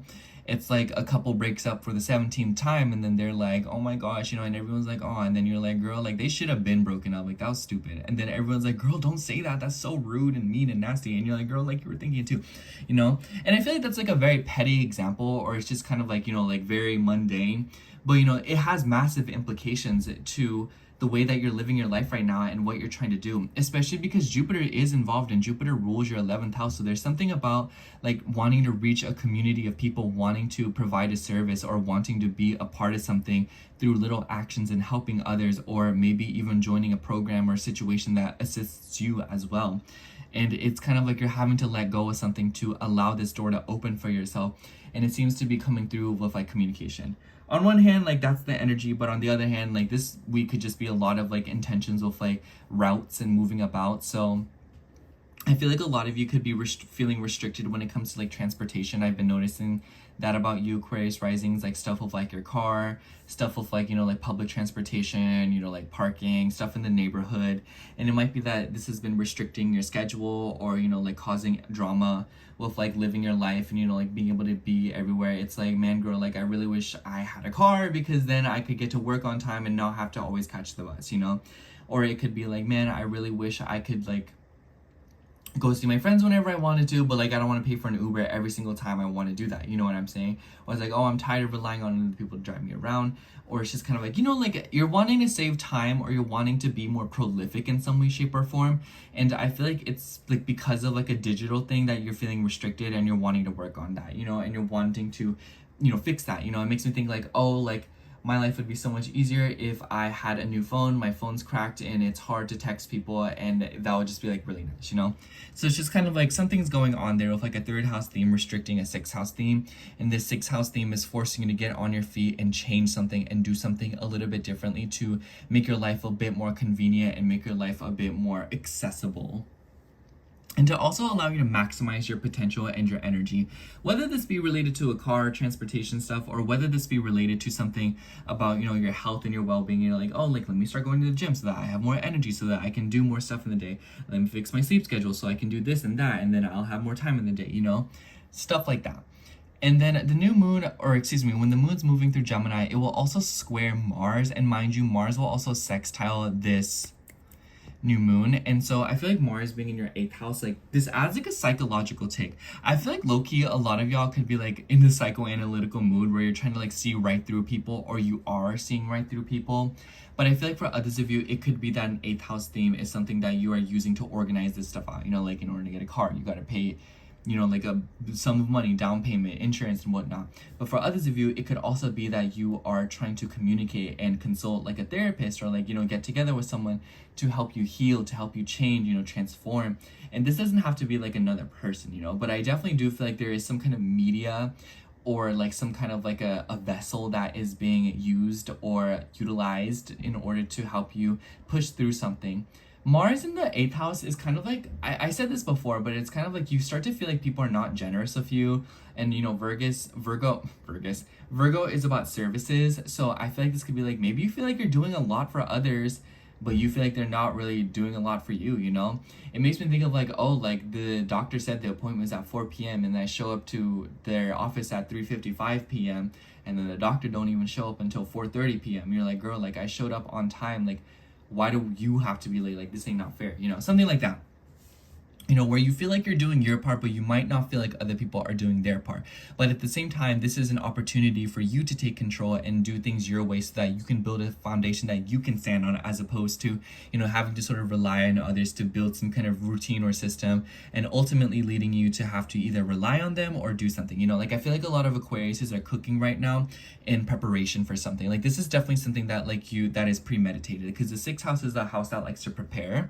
And then at the end of the week, the moon will be moving through Leo, and Mercury will also move through here, and they will oppose Pluto in your 1st house.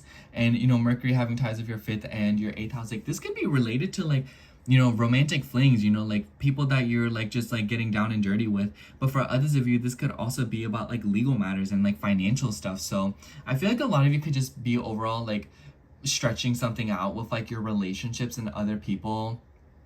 But it kind of seems like you are changing the minds of people. I feel like this, like, people feel very stubborn, and maybe it's related to a workplace situation. So I feel like just overall this weekend, like, you might notice that there's some kind of tension. So this weekend, I would highly suggest that you stay away from like difficult conversations or like topics that you know what, like, you will have to like butt heads with. I think that if you're wanting to bring that up, the beginning of the week is a way better time to do that. Whether it be discussing a raise with your manager, or whether it be, you know, telling your friend about like the state of the economy and like they are not on the same like political side of you. Like, you know what I'm saying? Like, it's just like the end of the week entails a little bit of a tumultuous situation when it comes to having conversations. I feel like this whole Mars transit will definitely indicate that period, and you just being an Aquarius rising, like, girl, like, you know the tea.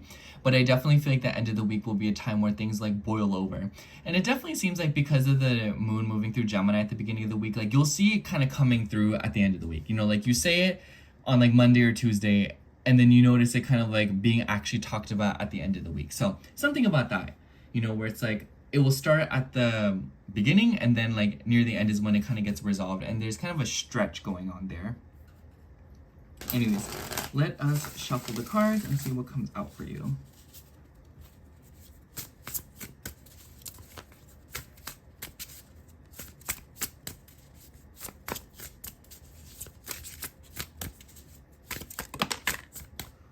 I forgot I was recording for a second. I was like, oh, I'm just gonna shuffle these cards. What am I doing?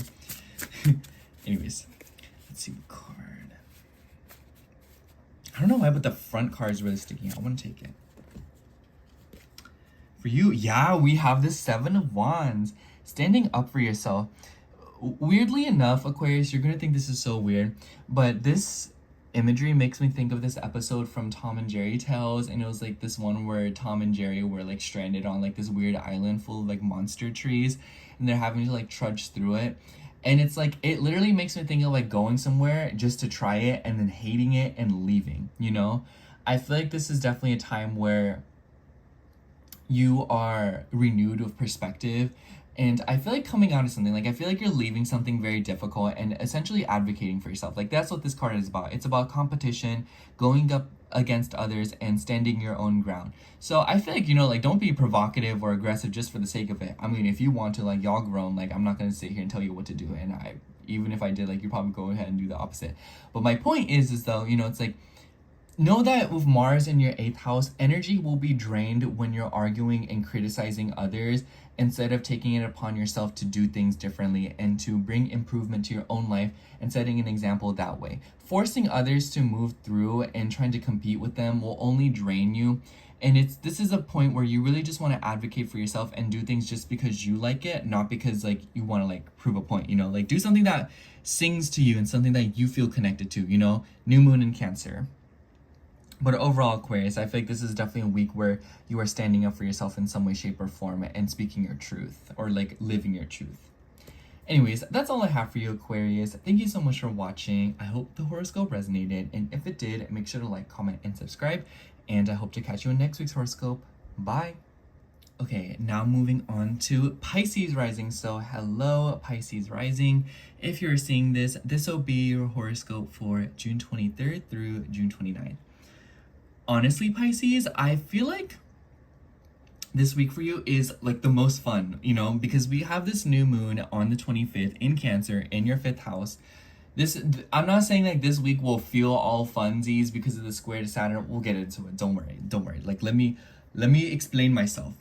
But I want to say that whatever intentions and what you feel around this new moon will stretch out and set over the course of the next 6 months.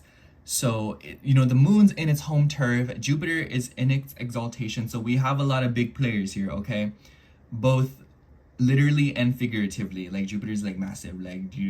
Anyways, have you like seen it? Anyways. It kind of seems like what's going on here is that it will play out over the next few months, especially because Jupiter's your chart ruler. So this Jupiter transit a lot of it will be heavily dictated by this new moon. And in your 5th house, the 5th house is about risks, it's about romance, it's about creativity, it's about children. So if you're wanting to have kids, this is not a bad week to set those intentions, whether it be doing something about it or not doing something about it. All I have to say is that your 8th house ruler is in its happy place. she's in her home turf. So if you're wanting to have kids, that's all I gotta say. Anyways, but this is also about having more fun. It's about being more creative. It's about having hobbies. And honestly, Pisces, I feel like this is a massive opportunity for a lot of you all to get back into things that you love. Like as a Pisces rising, you need art and creativity in your life. You need magic and you need beauty. You need something exciting, whether it be really good music, whether it be a sketchbook, whether it be plants, whether it be a comfortable room, whether it be like a beautiful sunset. You know, you need these things. And I feel like this new moon is helping you set intentions to enjoy these things more or look for them more. Especially Saturn out of your first house, like no longer sucking the life out of you. Which, by the way, this new moon will be squaring Saturn in your second house. So I kind of feel like this is about like money or like your like confidence, you know? Like, oh, like I want to do this, but what if people think I'm weird? Or, oh, I want to get these supplies to, you know, scrapbook, but I don't got money for it. You know what I'm saying? So it's like a lot of you could be going back and forth with something like that. And just know that this new moon will take time to actually manifest. And it will be something that happens slowly but surely, but with intention. You know, that's Cancer. You know, it likes to make sure the next step is safe and it's comfortable. This is trining your ascendant. And I said the same thing to Scorpio because I kind of feel like when things trine your ascendant, on one hand, yes, it's beautiful, it's harmonious, and it is most definitely helping you and assisting you. But on the other hand, it might kind of feel like you don't really have control over it and it's just kind of like happening and you're being forced to go with the flow. I said it's like a kind of like a car ride where, you know, like you're in the passenger seat and you can't really dictate where the car goes or like what it does, but it is taking you to where you want to be and need to be, and it will happen in a reasonable amount of time. But it's just kind of like you might kind of feel like you're having to put your trust in external sources in order to allow things to happen, especially with your 6th house ruler involved and your 11th house, or excuse me, your 10th house ruler involved. It makes me think that like you're putting the work to make it happen, and it kind of seems like you're having to put in work to have fun. You know, it makes me think that like you're carving out time to, you know, knit or sew or read books, or you're having to like carve out time to paint and do things that you love and enjoy. It's just kind of like one hand, like yes, it's a little bit of extra labor, but on the other hand, it's just bringing you a lot of more joy and more inner child vibes just to be able to do things that you love. And I feel like it's very well worth the investment, not only in yourself, but in your career and what you're trying to do and your ambitions. And the 5th house also just makes me think of like risk. So I feel like a lot of you could be like doing a bold move around this 5th house or doing something a little bit differently. So take note of that. The 5th house can also deal with gambling. So maybe y'all just taking a trip to the casino, like be careful with that, you know, 2nd house square. But I also feel like a lot of you could just be like spending money. Like low-key around this new moon, y'all could just be like, I want this, I want that, I want to buy this, I want to buy that, you know? Like, a lot of you could just be on that. But I want to say at the beginning of the week, the moon will start out in Gemini. And the beginning of the week, you'll definitely be feeling the tension because this will be square. It will form a T-square with your ascendant. You know, the moon will square Mars. And if you're like, what, between like 0 to 6 degrees of Pisces rising, like you're definitely going to be feeling this. Mars rules your 2nd house, something about like money, like legal matters, signatures, but also something about like other people and your self-worth within relationships, especially within your home, especially if you are like relying on another person or if another person's relying on you like financially. I think that right now it's smooth sailing ahead because your 8th house ruler is in Taurus in the 3rd house. So it's just kind of like, you know, like communicating through, sorting things out with like a car payment, sorting things out with like money digitally. But I kind of feel like the beginning of the week there will be some kind of like a tension that arises, especially if it is involved with like a child or like things that you want to buy or like, you know, your creativity, because the ruler of all this, Mercury, is in your 5th house. So it kind of seems like you're wanting to have fun in some way, shape, or form, but it's kind of like directly, you know, like clashing with like a partner or something. The nice thing is though that Mars is sextiling this new moon, so people are willing to help you, you know, people are wanting to take action. I just kind of feel like the friction may come from like, makes me think of like, we should do this, we should do that, and then like another person's like, no. So it's kind of like this week it will require communication and it will require finesse and it will require some pretty precise coordination.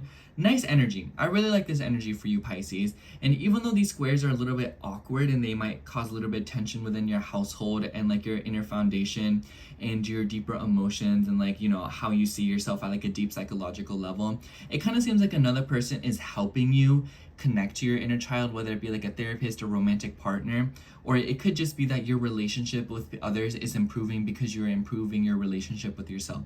Just like something about other people is definitely kind of getting sorted through because of like your relationship with like yourself, like your inner being, your spirituality, but also your inner child and your past. I feel like a lot of you could just have like a lot of breakthroughs this week. Like this is like a very abstract energy because I feel like a 5th house new moon is just like, you know, like wanting to have more fun. Like that's point blank period, you know? I want to have more fun. How can I rearrange other aspects of life to make that happen?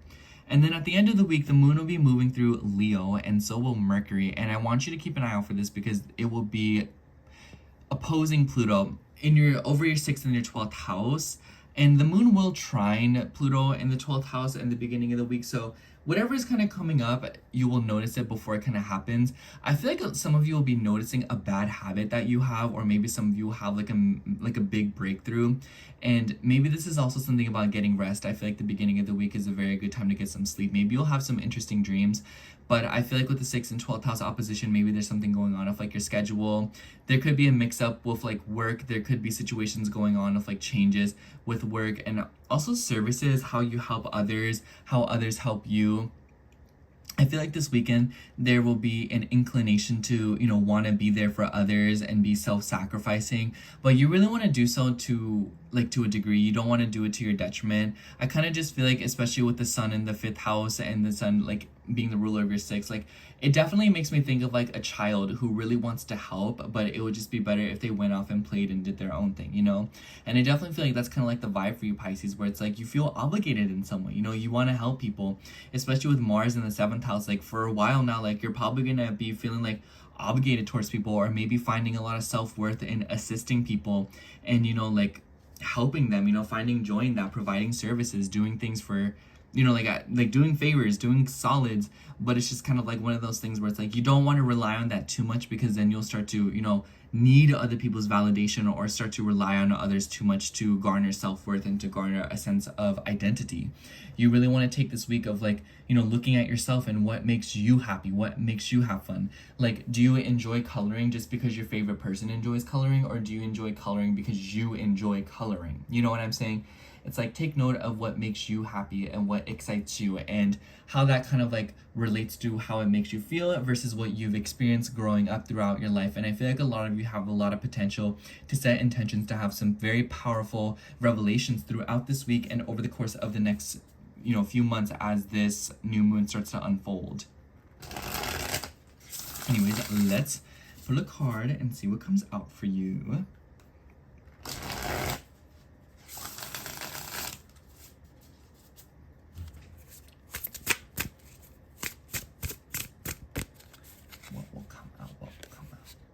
I don't know why, but this card's sticking out to me. Ooh, we got the 9 of Cups. Oh, this is such a good card. Not even to like hype you up and be like, oh, you know, like it's a good card or whatever. But seriously, like wish fulfillment, you know, like your 9th cup, one more cup towards emotional fulfillment, you know. It gives me like, oh, I'm almost there, you know. So honestly, Pisces, like I feel like that's the vibe this week. This new moon will definitely be bringing you something that you've been wanting for a really, really long time. And it's time to set those intentions, whether it be the career that you want, whether it be like a child, whether it be, you know, the partner that you want. All of these things, like they could be fulfilled under the intentions of this new moon. Like, keep this in mind. But overall, I just feel like you're definitely getting something that you want this week, or there's like a positive energy this week where you kind of feel like you're one step closer to emotional fulfillment, whether that be based on your perspective or whether that be based on your actual external circumstances. But the point is, Pisces, is that something is being fulfilled this week. Anyways, that's all I have for you, Pisces. Thank you so much for watching. I hope the horoscope resonated, and if it did, make sure to like, comment, and subscribe. And I hope to catch you in next week's horoscope. Bye.